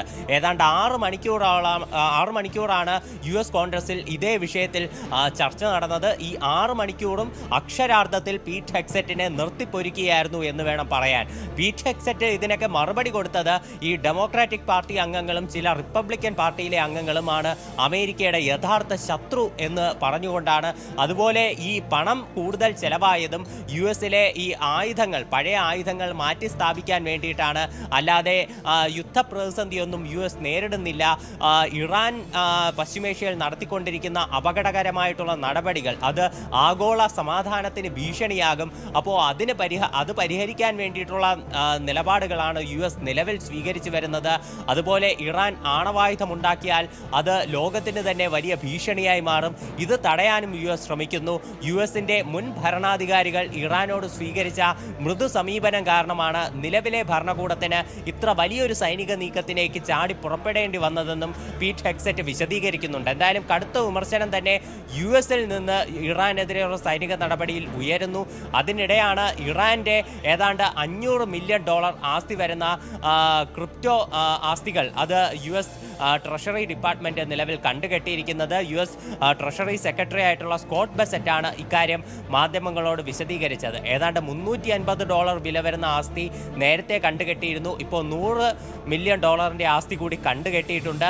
അതുപോലെ ഇറാന് സാമ്പത്തിക സഹായം നൽകുന്ന ബാങ്കുകൾ ഫ്രീസ് ചെയ്യാനുള്ള നടപടികൾ തുടങ്ങിയിട്ടുണ്ട്. ഇറാനിൽ നിന്ന് ക്രൂഡ് ഓയിൽ വാങ്ങുന്ന രാജ്യങ്ങൾക്ക് മേൽ ഉപരോധം കൊണ്ടുവരാനും അമേരിക്ക ആലോചിക്കുന്നു. ആലോചിക്കുന്നുണ്ട്. ഇറാന്റെ ഷാഡോ ബാങ്കിംഗ് ശൃംഖലയ്ക്ക് നേരെ കൊണ്ടുവന്ന ഉപരോധം, അതിൻ്റെ റിപ്പോർട്ടുകൾ കഴിഞ്ഞ ദിവസം വന്നിരുന്നു.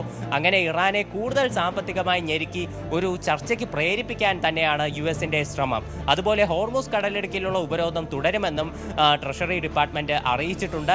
ഹോർമുസ് കടലിടുക്കിലുള്ള ഈ ഉപരോധത്തിന്റെ പ്രതിഫലനമായിട്ട് കഴിഞ്ഞ ദിവസം ക്രൂഡ് ഓയിൽ വില $122 വരെയൊക്കെ കുതിച്ചുയർന്നിരുന്നു.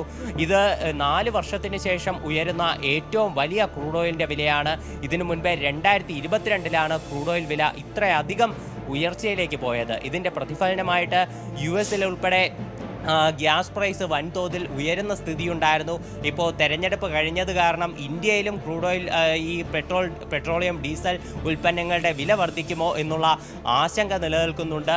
അങ്ങനെ കടുത്ത ഒരു പ്രതിസന്ധി ഹോർമുസ് വിഷയത്തിലുണ്ട്. ഈ ഹോർമുസ് കടലിടുക്കിലുള്ള അമേരിക്കൻ ഉപരോധം തുടർന്നു വരികയാണെങ്കിൽ ക്രൂഡ് ഓയിലിൻ്റെ വില ഇനി ചെന്നെത്തി നിൽക്കാൻ പോകുന്നത് $140 ഇറാന്റെ പാർലമെന്റ് സ്പീക്കറായിട്ടുള്ള മുഹമ്മദ് ബാഖർ കാലിബാഫ് ഭീഷണി മുഴക്കുന്നത്. ഇറാന്റെ പ്രസിഡന്റായിട്ടുള്ള മസൂദ് പെസഷ്കിയാൻ പറയുന്നത് ഹോർമുസിലെ പ്രതിസന്ധിക്ക് കാരണം ഇസ്രായേലും അമേരിക്കയുമാണെന്നാണ്. അതുപോലെ ഹോർമുസിലുള്ള ഉപരോധം US ഇതേ രീതിയിൽ തുടർന്നു വന്നാൽ മുൻപെങ്ങും കണ്ടിട്ടില്ലാത്ത രീതിയിലുള്ള തിരിച്ചടി നൽകുമെന്ന് IRGC ഭീഷണി മുഴക്കുന്ന ഒരു സാഹചര്യം കൂടി നിലവിൽ ഉണ്ടായിട്ടുണ്ട്. ഇതുവരെ നയതന്ത്രപരമായി കാര്യങ്ങൾ മുന്നോട്ട് പോകട്ടെ എന്ന് വിചാരിച്ചുകൊണ്ടാണ് തങ്ങൾ സംയമനം പാലിച്ചത്. എന്നാൽ ഇനി മുന്നോട്ട് അങ്ങനെ ആയിരിക്കില്ല എന്നും IRGC ഒരു മുന്നറിയിപ്പായിട്ട് തന്നെ പറഞ്ഞു വെക്കുന്നുണ്ട്. അജയ്, ഒപ്പം തന്നെ പുതിയ ആയുധങ്ങൾ ഉപയോഗിക്കുമെന്നൊക്കെ ഇറാന്റെ ഒരു അവകാശവാദമുണ്ടല്ലോ. അതായത് വന്ന റിപ്പോർട്ടിൽ പ്രകാരം വിൽ കോസ് ഹാർട്ട് അറ്റാക്ക് എന്നാണ് അമേരിക്കയ്ക്ക്, അല്ലെങ്കിൽ ശത്രുക്കൾക്ക് ഹൃദയാഘാതം ഉണ്ടാക്കും എന്ന മട്ടിലുള്ള ആയുധങ്ങൾ. എന്താണ് ഇറാൻ ഉദ്ദേശിച്ചത്? മറ്റൊന്ന്, ഈ ഒരു എണ്ണ കിണർ പോലും പൊട്ടിത്തെറിച്ചിട്ടില്ല. വേണമെങ്കിൽ തത്സമയം കാണിക്കാം. ഇവിടെയെല്ലാം കൃത്യമായി നടക്കേണ്ടതുപോലെ നടക്കുന്നുണ്ട്. തത്സമയ ദൃശ്യങ്ങൾ കാണിക്കാൻ തയ്യാറാണെന്നും ഇറാൻ അവകാശപ്പെടുന്നു. അമേരിക്കയുടെ പ്രതീക്ഷ ഈ അവിടെ ഒരു സമ്മർദ്ദമുണ്ടായി അവിടെ വലിയ പ്രതിസന്ധി ഉണ്ടാകുമെന്നുള്ളതാണ്. ഈ പ്രതീക്ഷിച്ച പോലെ ഒന്നും അല്ല കാര്യങ്ങൾ പോകുന്നത് എന്നാണോ അമേരിക്കയുടെ വിലയിരുത്തൽ? തീർച്ചയായിട്ടും ഇപ്പോൾ നമുക്ക് ഒന്നും പ്രവചിക്കാറായിട്ടില്ല. ഇറാൻ എന്തായാലും അമേരിക്ക നിലവിൽ പറയുന്ന രീതിയിൽ കാര്യങ്ങൾ ചർച്ച ചെയ്യാൻ തയ്യാറായിട്ടില്ല. ഇറാൻ ആദ്യം അമേരിക്കയ്ക്ക് മുന്നിൽ വെച്ച 3 നിർദ്ദേശങ്ങൾ അത് ട്രംപിന്റെ അധ്യക്ഷതയിൽ ചേർന്നിട്ടുള്ള നാഷണൽ അസംബ്ലി തള്ളിക്കളഞ്ഞിട്ടുണ്ട്. അടുത്ത ഘട്ടത്തിൽ ഒരു 3 നിർദ്ദേശങ്ങൾ കൂടി ഇറാൻ അമേരിക്കയ്ക്ക് മുന്നിൽ സമർപ്പിക്കും എന്നാണ് അറിയാൻ സാധിച്ചിട്ടുള്ളത്. അത് വെള്ളിയാഴ്ച കൂടി സമർപ്പിക്കുമെന്നാണ് നിലവിൽ വിവരമുള്ളത്. പാകിസ്ഥാൻ വഴിയായി ഈ പുതിയ നിർദ്ദേശങ്ങളും സമർപ്പിക്കാൻ പോകുന്നത്. പക്ഷേ ഇപ്പോൾ നമ്മൾ നിലവിൽ നോക്കുകയാണെങ്കിൽ ഈ ആണവ വിഷയത്തിൽ ഉൾപ്പെടെ ഇറാൻ ഒരു കോംപ്രമൈസിന് തയ്യാറാകുമോ എന്ന് നമുക്ക് നിലവിലെ സാഹചര്യത്തിൽ വ്യക്തമല്ല. ഹോർമുസ് കടലിടുക്കിലും ആണവ വിഷയത്തിലും ഇറാൻ ശക്തമായിട്ടുള്ള നിലപാടുകൾ അത് പിന്നെയും തുടർന്നു വരികയാണ്. ട്രംപ് തന്നെ ട്രൂ സോഷ്യൽ കുറിച്ചത് ഇറാന് ഒരു ആണവ കരാറിൽ ഒപ്പിടാൻ അറിയില്ല, ഇറാൻ എത്രയും വേഗം ഒരു ഡീലിന് തയ്യാറാകണം, ഇല്ലെങ്കിൽ ഇതുവരെ മര്യാദക്കാരനായി താൻ നിന്നതുപോലെ ആയിരിക്കില്ല ഇനി മുന്നോട്ടുള്ള പോക്കെന്നും ട്രംപ് ഒരു ഭീഷണിയായി മുഴക്കുന്നുണ്ട്. ഇതിനോടൊപ്പം ഈ ഭീഷണി പോസ്റ്റിനോടൊപ്പം ട്രംപ് ഒരു തോക്ക് പിടിച്ച് നിൽക്കുന്ന AI ചിത്രം കൂടി അദ്ദേഹം പങ്കുവയ്ക്കുകയുണ്ടായി. പക്ഷേ IRGC ശക്തമായിട്ടുള്ള നിലപാട് തന്നെയാണ് US-ന്റെ കാര്യത്തിൽ എടുക്കുന്നത്. ഇതുവരെ തങ്ങൾ നയതന്ത്രപരമായിട്ടാണ് കാര്യങ്ങൾ മുന്നോട്ട് കൊണ്ടുപോയിരുന്നതെങ്കിൽ ഇനി ശക്തമായിട്ടുള്ള തിരിച്ചടി നൽകി തുടങ്ങും എന്നുള്ള ഭീഷണിയാണ് അവരുടെ ഭാഗത്ത് നിന്ന് വരുന്നതാണെങ്കിലും. അതുപോലെ ഈ മുഹമ്മദ് ബാഖർ കാലിബാഫ് ഉൾപ്പെടെയുള്ള നേതാക്കളാണ് ഇറാനിലുള്ള എണ്ണപ്പാടങ്ങൾക്ക് യാതൊന്നും സംഭവിച്ചിട്ടില്ല എന്നുള്ള വാദമുയർത്തുന്നത്. അതുപോലെ ഇറാനിലുള്ള ഖാർഗ് ദ്വീപിൽ അവരുടെ കപ്പാസിറ്റി കഴിഞ്ഞ് ക്രൂഡ് ഓയിൽ നിലവിൽ അവിടെ കെട്ടിക്കിടക്കുകയാണ്. അമേരിക്കൻ ഉപരോധം കാരണം ക്രൂഡ് ഓയിൽ അവിടെ നിന്ന് മറ്റ് സ്ഥലങ്ങളിലേക്ക് കയറ്റുമതി ചെയ്യാനാകില്ല എന്നാണ് US അവകാശപ്പെട്ടത്. പക്ഷേ ഖാർഗ് ദ്വീപിൽ ഉൾപ്പെടെ സ്ഥിതിഗതികൾ ശാന്തമാണ് എന്നുള്ള ഒരു അറിയിപ്പാണ് മുഹമ്മദ് ബാഖർ കാലിബാഫ് മുന്നോട്ട് വയ്ക്കുന്നത്. അപ്പോൾ ഇറാൻ US-ന്റെ ഒരു വാദങ്ങൾക്കെല്ലാം ശക്തമായിട്ടുള്ള ഒരു മറുപടികൾ തന്നെ തിരിച്ചു നൽകുന്നു. ഇതുവരെ നേരിട്ടുള്ള ചർച്ചകൾക്ക് യാതൊരു തീരുമാനവുമായിട്ടില്ല. ഇപ്പോഴും ഇരു രാജ്യങ്ങളും കടുംപിടുത്തം തുടർന്നു വരികയാണ്. ശരി, അജയ് ആണ് വിവരങ്ങൾ നൽകിയത്. എന്നാണെങ്കിലും ഹോർമുസ് കടലിടുക്കിലെ പ്രതിസന്ധിക്ക് അതിൻ്റെ ഉത്തരവാദിത്തം ഇസ്രായേലിനും US-നുമാണെന്നാണ് ഇറാന്റെ വാദം. ഈ ക്രൂഡ് ഓയിൽ വില പക്ഷേ നേരിയ തോതിൽ ഒന്ന് കുറഞ്ഞിട്ടുണ്ട്. വലിയ തുക ചെലവിടേണ്ടി വരുന്നു അമേരിക്കയ്ക്ക് പശ്ചിമേഷ്യയിലെ ഈ പ്രശ്നങ്ങളിൽ എന്നുള്ളതാണ്. അത് സ്വാഭാവികമായും അമേരിക്കയിൽ തന്നെ US തന്നെ പ്രതിസന്ധിയുണ്ട്. US കോൺഗ്രസിൽ ഡിഫൻസ് സെക്രട്ടറിക്ക് നേരെ രൂക്ഷ വിമർശനമാണ് ഉയർന്നത്. അങ്ങനെ ഒരുപാട് കാര്യങ്ങൾ പ്രതിസന്ധി ഇവിടെ പശ്ചിമേഷ്യയിലാണെങ്കിൽ പോലും അതിൻ്റെ അലയൊലി അവിടെ അമേരിക്കയിലുമുണ്ട് എന്നാണ് വ്യക്തമാകുന്നത്. അജയ് സുധാ ബിജുവാണ് വിവരങ്ങൾ നൽകിയത്. കുംഭമേളയിലെ വൈറൽ പെൺകുട്ടിയുടെ പരാതിയിൽ മണിപ്പൂർ സംവിധായകനെതിരെ പോക്സോ കേസെടുത്ത് എറണാകുളം സെൻട്രൽ പോലീസ്. 17 വയസ്സുള്ളപ്പോൾ ഇയാൾ മോശമായി പെരുമാറിയെന്നാണ് പരാതി. ഈ കേസ് മധ്യപ്രദേശ് പോലീസിന് കൈമാറും. നവമി ദിനേശ് വിവരങ്ങൾ നൽകും. നവമി, കുംഭമേളയിലെ വൈറലായ പെൺകുട്ടി പിന്നീട് കേരളത്തിലെത്തുകയും ആദ്യം ചലച്ചിത്രത്തിൻ്റെ ഷൂട്ടിങ്ങിനൊക്കെ എത്തുന്നതൊക്കെ വലിയ തോതിൽ നമ്മളൊക്കെ ശ്രദ്ധിച്ചതും കണ്ടതുമൊക്കെയാണ്. പിന്നീടായിരുന്നു അവളുടെ വിവാഹം. അത് വലിയ പുകിലുണ്ടാക്കി. ഇതിനിടയിലാണ് ഭർത്താവുമായി എത്തി ഇങ്ങനെ ഒരു പീഡന ശ്രമം അവിടെ നടന്നിരുന്നു എന്നുള്ള, അതിക്രമം നടന്നു എന്നുള്ള വിവരം അവർ പങ്കുവയ്ക്കുന്നത്. എന്താണ് ഈ കേസിൻ്റെ സാഹചര്യം? എന്താണ് ഈ സംവിധായകനെതിരെ പോക്സോ കേസ് എടുത്ത സാഹചര്യത്തിൽ ഇനി എന്താണ് പോലീസ് നടപടി? അത് മധ്യപ്രദേശ് പോലീസിനെ കൈമാറിയത്.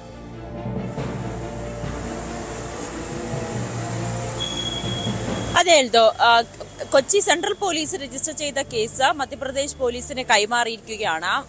അന്ന് എൽദോ പറഞ്ഞതുപോലെ തന്നെ കൊച്ചിയിലെത്തി മാധ്യമങ്ങളെ കണ്ടപ്പോഴായിരുന്നു ഇക്കാര്യങ്ങൾ നടി ആദ്യമായി പറഞ്ഞത്, പെൺകുട്ടി ആദ്യമായി പറഞ്ഞത്. പൊട്ടിക്കരഞ്ഞുകൊണ്ടാണ് പത്രസമ്മേളനത്തിൽ അവർ ഇക്കാര്യങ്ങളെല്ലാം വെളിപ്പെടുത്തിയത്. സംവിധായകൻ സനോജ് മിശ്ര, അതായത് ദി ഡയറി ഓഫ് മണിപ്പൂർ എന്ന ചിത്രത്തിന്റെ സംവിധായകൻ, അവരാദ്യമായിട്ട് ഈ പെൺകുട്ടി ആദ്യമായിട്ട് അഭിനയിക്കുന്ന ചിത്രവും അതായിരുന്നു. ആ ചിത്രത്തിന്റെ ലൊക്കേഷനിൽ വെച്ചാണ് തനിക്ക് ഇത്തരത്തിൽ മോശം അനുഭവം ഉണ്ടായത്. സനോജ് മിശ്ര തന്റെ ശരീരത്തിൽ കടന്നു പിടിക്കാൻ ശ്രമിച്ചു, കടന്നു പിടിച്ചു. ഈ കാര്യങ്ങൾ തനിക്ക് അന്ന് 17 വയസ്സ് മാത്രമേ ഉണ്ടായിരുന്നുള്ളൂ. വളരെ അരോചകമായി തോന്നി. തന്റെ മാതാപിതാക്കളോടും മറ്റു കുടുംബാംഗങ്ങളോടും ഇക്കാര്യങ്ങൾ പറഞ്ഞപ്പോൾ അവരിതിന് വേണ്ട ഗൗരവം കാണിച്ചില്ല. അത് സാരമില്ല, നിനക്ക് തോന്നിയതായിരിക്കും, ആദ്യത്തെ സിനിമയല്ലേ, അങ്ങനെയൊക്കെ ഉണ്ടാകും, പണം ലഭിക്കുന്നുണ്ടല്ലോ എന്ന മറുപടികളൊക്കെയാണ് കുടുംബത്തിന്റെ ഭാഗത്തു നിന്നും ഉണ്ടായത്. അവർക്ക് പണം മാത്രം മതിയായിരുന്നു എന്നുകൂടി പെൺകുട്ടി പറയുന്നുണ്ട്. ഡെറാഡൂണിലൊക്കെ വെച്ചായിരുന്നു ഈ സിനിമയുടെ ലൊക്കേഷൻ, ഷൂട്ടിംഗ് ഒക്കെ അവിടെ വെച്ചായിരുന്നു.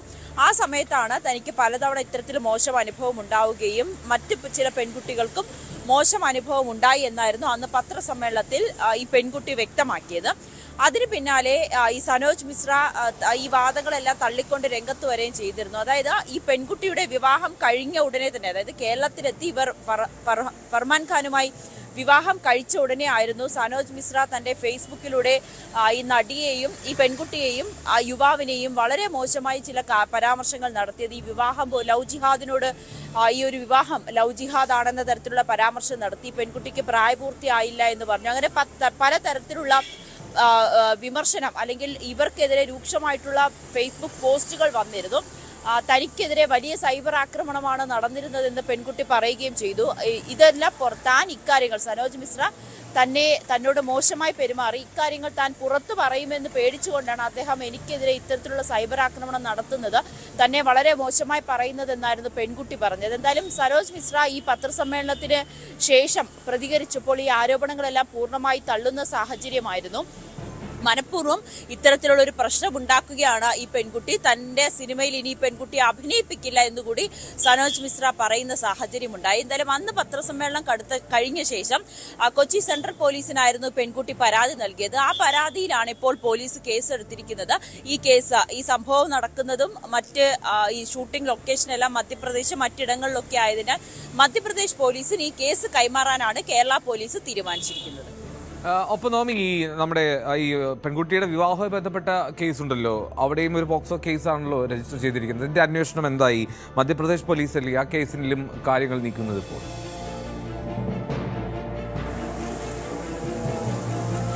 എൽദോ, ഇപ്പോൾ ആ കേസിൽ ഫർമാൻ ഖാന്റെ അറസ്റ്റ് തടഞ്ഞുകൊണ്ടുള്ള ഒരു ഹൈക്കോടതി ഉത്തരവ് നിലനിൽക്കുന്നതിനാൽ തുടർ നടപടികളിലേക്ക് മധ്യപ്രദേശ് പോലീസ് കടന്നിട്ടില്ല. കേരള പോലീസും അതിൽ പ്രത്യേകിച്ച് ഒരു നടപടിയും സ്വീകരിച്ചില്ല. ഒരാഴ്ച മുൻപാണ് മധ്യപ്രദേശ് പോലീസ് കൊച്ചിയിലെത്തി ഈ പെൺകുട്ടിയുടെ മൊഴിയെടുക്കുന്നതിന് വേണ്ടിയിട്ടുള്ള ശ്രമങ്ങളൊക്കെ നടത്തിയത്. പക്ഷേ അവരിപ്പോഴും ഒളിവിലാണ്, കൊച്ചിയിലാണ് താമസിക്കുന്നതെന്ന് മാത്രമാണ് പോലീസിന് അറിയാൻ സാധിക്കുന്നത്. വേണ്ട വിധത്തിലുള്ള സഹായങ്ങളെല്ലാം ഒരു സേന മറ്റൊരു സേനയ്ക്ക് നൽകേണ്ട സഹായങ്ങളെല്ലാം ചെയ്തിട്ടുണ്ടെന്ന് മാത്രമാണ് കേരള പോലീസ് പറഞ്ഞത്. ഒപ്പം ഈ ഹൈക്കോടതിയുടെ ഉത്തരവും മധ്യപ്രദേശ് പോലീസിന് കൈമാറിയിട്ടുണ്ട്. ഈ ഫർമാൻ ഖാന്റെ അറസ്റ്റ് തടഞ്ഞുള്ള ഉത്തരവ് വന്നിട്ടുണ്ട്. അത് മധ്യപ്രദേശ് പോലീസിന് കൈമാറിയിട്ടുണ്ടെന്നാണ് കൊച്ചി സിറ്റി പോലീസ് കമ്മീഷണർ വ്യക്തമാക്കിയത്. അതിനിടയിൽ ഈ പെൺകുട്ടിയുടെ ഭർത്താവ് ഫർമാൻ ഖാൻ പോലീസിനെ അറിയിച്ചത്, മധ്യപ്രദേശ് പോലീസിനെ അറിയിച്ചത് ഈ കുംഭമേളയിലെ ഈ താരം അവൾ ഇപ്പോൾ ഗർഭിണിയാണ്, കൂടുതൽ ആരോഗ്യ പ്രശ്നമുള്ളതിനാൽ പോലീസിന് മുന്നിൽ ഹാജരാകാൻ കഴിയില്ല എന്നൊരു വിശദീകരണമാണ് മധ്യപ്രദേശ് പോലീസിന് കൈമാറിയിരിക്കുന്നത്. എന്തായാലും മധ്യപ്രദേശ് പോലീസ് 3 ദിവസം കൊച്ചിയിൽ തങ്ങിയതിനു ശേഷം തിരികെ പോവുകയായിരുന്നു. ഇരുവരുടെയും മൊഴിയെടുക്കാൻ സാധിച്ചില്ല. അതിനിടയിൽ ഈ പെൺകുട്ടി തങ്ങൾക്ക് പോലീസ് സംരക്ഷണം ആവശ്യപ്പെട്ടുകൊണ്ട് കേരള പോലീസിനൊരു മെയിൽ അയച്ചിട്ടുണ്ട്. തന്നെയും തന്റെ ഭർത്താവിനെയും അറസ്റ്റ് ചെയ്ത് അല്ലെങ്കിൽ തന്നെ തിരിച്ച് നാട്ടിലേക്ക് കൊണ്ടുപോകാനുള്ള ഒരു ശ്രമമാണ് പോലീസ് നടത്തുന്നത്. തനിക്ക് നാട്ടിലേക്ക് പോകണ്ട, കേരളത്തിൽ തന്നെ നിന്നാൽ മതി, അതിനു വേണ്ടിയിട്ടുള്ള സംരക്ഷണം നൽകണമെന്ന് കമ്മീഷണർക്കും അതോടൊപ്പം തന്നെ മുഖ്യമന്ത്രിക്കും പരാതി നൽകിയിരുന്നു. പക്ഷെ അതിൽ പോലീസ് യാതൊരുവിധ നടപടിയും സ്വീകരിച്ചിരുന്നില്ല.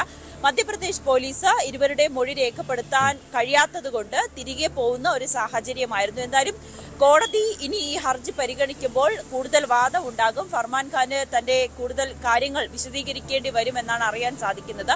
താൽക്കാലികമായാണ് ഇപ്പോൾ അവരുടെ ഫർമാൻ ഖാന്റെ അറസ്റ്റ് തടഞ്ഞിരിക്കുന്നത്. പെൺകുട്ടി പറയുന്നതനുസരിച്ച് തനിക്ക് പ്രായപൂർത്തിയായി, തന്റെ സഹോദരന്റെ ജനന സർട്ടിഫിക്കറ്റ് കാണിച്ചാണ് ഇവർ ഇത്തരത്തിൽ വ്യാജ പരാതി നൽകിയിരിക്കുന്നതെന്നാണ്. പക്ഷേ മധ്യപ്രദേശ് പോലീസിന്റെ കയ്യിലുള്ള രേഖയിൽ പറയുന്നത് ഈ പെൺകുട്ടിക്ക് 18 വയസ്സായിട്ടില്ല, പ്രായപൂർത്തി ആയിട്ടില്ല എന്നുള്ള കാര്യം കൂടിയാണ്. എൽദോ. ശരി, നവമി ദിനേശാണ് വിവരങ്ങൾ നൽകിയതെന്നുള്ള മണിപ്പൂർ സംവിധായകനെതിരെ ഇപ്പോൾ പോക്സോ കേസ് എടുത്തിരിക്കുന്നു. മധ്യപ്രദേശ് പോലീസിന് ആ കേസ് കൈമാറിയിട്ടുണ്ട് കേരള പോലീസ്. സർക്കാരിനെ വെല്ലുവിളിച്ചും ഗുരുതര ആരോപണങ്ങൾ ഉയർത്തിയും ബി അശോക് സൈനിക ക്ഷേമ വകുപ്പ് പ്രിൻസിപ്പൽ സെക്രട്ടറി സ്ഥാനത്ത് നിന്നുള്ള സസ്പെൻഷന് പിന്നാലെയാണ് മുഖ്യമന്ത്രിക്കും ഓഫീസിനും നേരെയുള്ള വിമർശനം.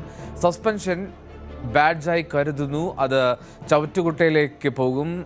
പുതിയ സർക്കാർ വരുമ്പോൾ ആദ്യ ദിനം തന്നെ സസ്പെൻഷൻ റദ്ദാക്കപ്പെടും. തുടർ ഭരണം ഉറപ്പാക്കാൻ IAS ഉദ്യോഗസ്ഥ കോക്കസ് പ്രവർത്തിക്കുന്നു എന്നും അശോക് പറഞ്ഞു. ഞാൻ പറഞ്ഞത് തുടർ ഭരണത്തിലേക്ക് കടന്നാൽ തുടർ ഭരണത്തിൽ എത്തിയില്ല. അതിന് കാലാവധി തീരുന്നതിന് 4 ദിവസം മുമ്പ് തന്നെ ഇവിടെ ആരും മിണ്ടാൻ പാടില്ല എന്ന് പറഞ്ഞിട്ട് ഓർഡേഴ്സ് പുറപ്പെടുവിച്ചിരിക്കല്ലേ. നിങ്ങളൊരു കാര്യം ശ്രദ്ധിച്ചാൽ മതി. ഞാൻ അതിൻ്റെ ഒരു പശ്ചാത്തലം പറഞ്ഞുതരാം. 1ാം പിണറായി സർക്കാരിൽ സാമാന്യം നല്ല നിലയിലുള്ള ടീം വർക്ക് അഖിലേന്ത്യാ സർവീസും സീനിയർ ഉദ്യോഗസ്ഥരുമായിട്ട് ഗവൺമെൻറ് ഉണ്ടായിരുന്നു. പ്രത്യേകിച്ച് പ്രളയത്തിൻ്റെ സമയത്ത്, കോവിഡിൻ്റെ സമയത്ത് അക്ഷീണം എത്തിച്ച ഒരു സിവിൽ സർവീസ് ലീഡർഷിപ്പിനെയാണ് നമ്മൾ കണ്ടത്. അത് നമ്മുടെ ആ സമയത്തെ ഗവൺമെൻറ്റിൻ്റെ വിജയത്തിൻ്റെയും തുടർ ഭരണത്തിൻ്റെയും ഒരു വലിയ ഘടകമായിരുന്നു. ഒറ്റ കോംപ്ലിമെൻ്റ് ആയിട്ട് പല മിനിസ്റ്റേഴ്സും, സീനിയർ മിനിസ്റ്റേഴ്സ് എല്ലാം തന്നെ സിവിൽ സർവീസിനെ വിശ്വാസത്തിലെടുത്തുകൊണ്ട് അങ്ങേയറ്റം സത്യസന്ധമായിട്ട് അവരൊരു ടീം വർക്കോട് കൂടിയിട്ട് പ്രവർത്തിക്കുന്ന സമീപനമാണ് കണ്ടിട്ടുള്ളത്. പക്ഷേ 2ാം സർക്കാരിൽ I am sorry to say ഏതാണ്ട് 22-23 ആയപ്പോഴേക്കും ഈ താളം തെറ്റാൻ തുടങ്ങി. ഇപ്പോൾ ചീഫ് സെക്രട്ടറി ജൂൺ 30 വിരമിക്കുകയാണ്. അടുത്ത് സീനിയറായിട്ടുള്ള ചീഫ് സെക്രട്ടറി പദവിയിലേക്ക് പരിഗണിക്കപ്പെടേണ്ട ആളുകളൊക്കെ തന്നെ തിരുവനന്തപുരത്ത് വന്ന് KM എബ്രഹാമുമായിട്ട് മീറ്റിംഗ് നടത്തി എന്നെ പരിഗണിക്കണം എന്നാവശ്യപ്പെട്ട് മടങ്ങുന്ന അവസ്ഥയിൽ എത്തി നിൽക്കുകയാണ്.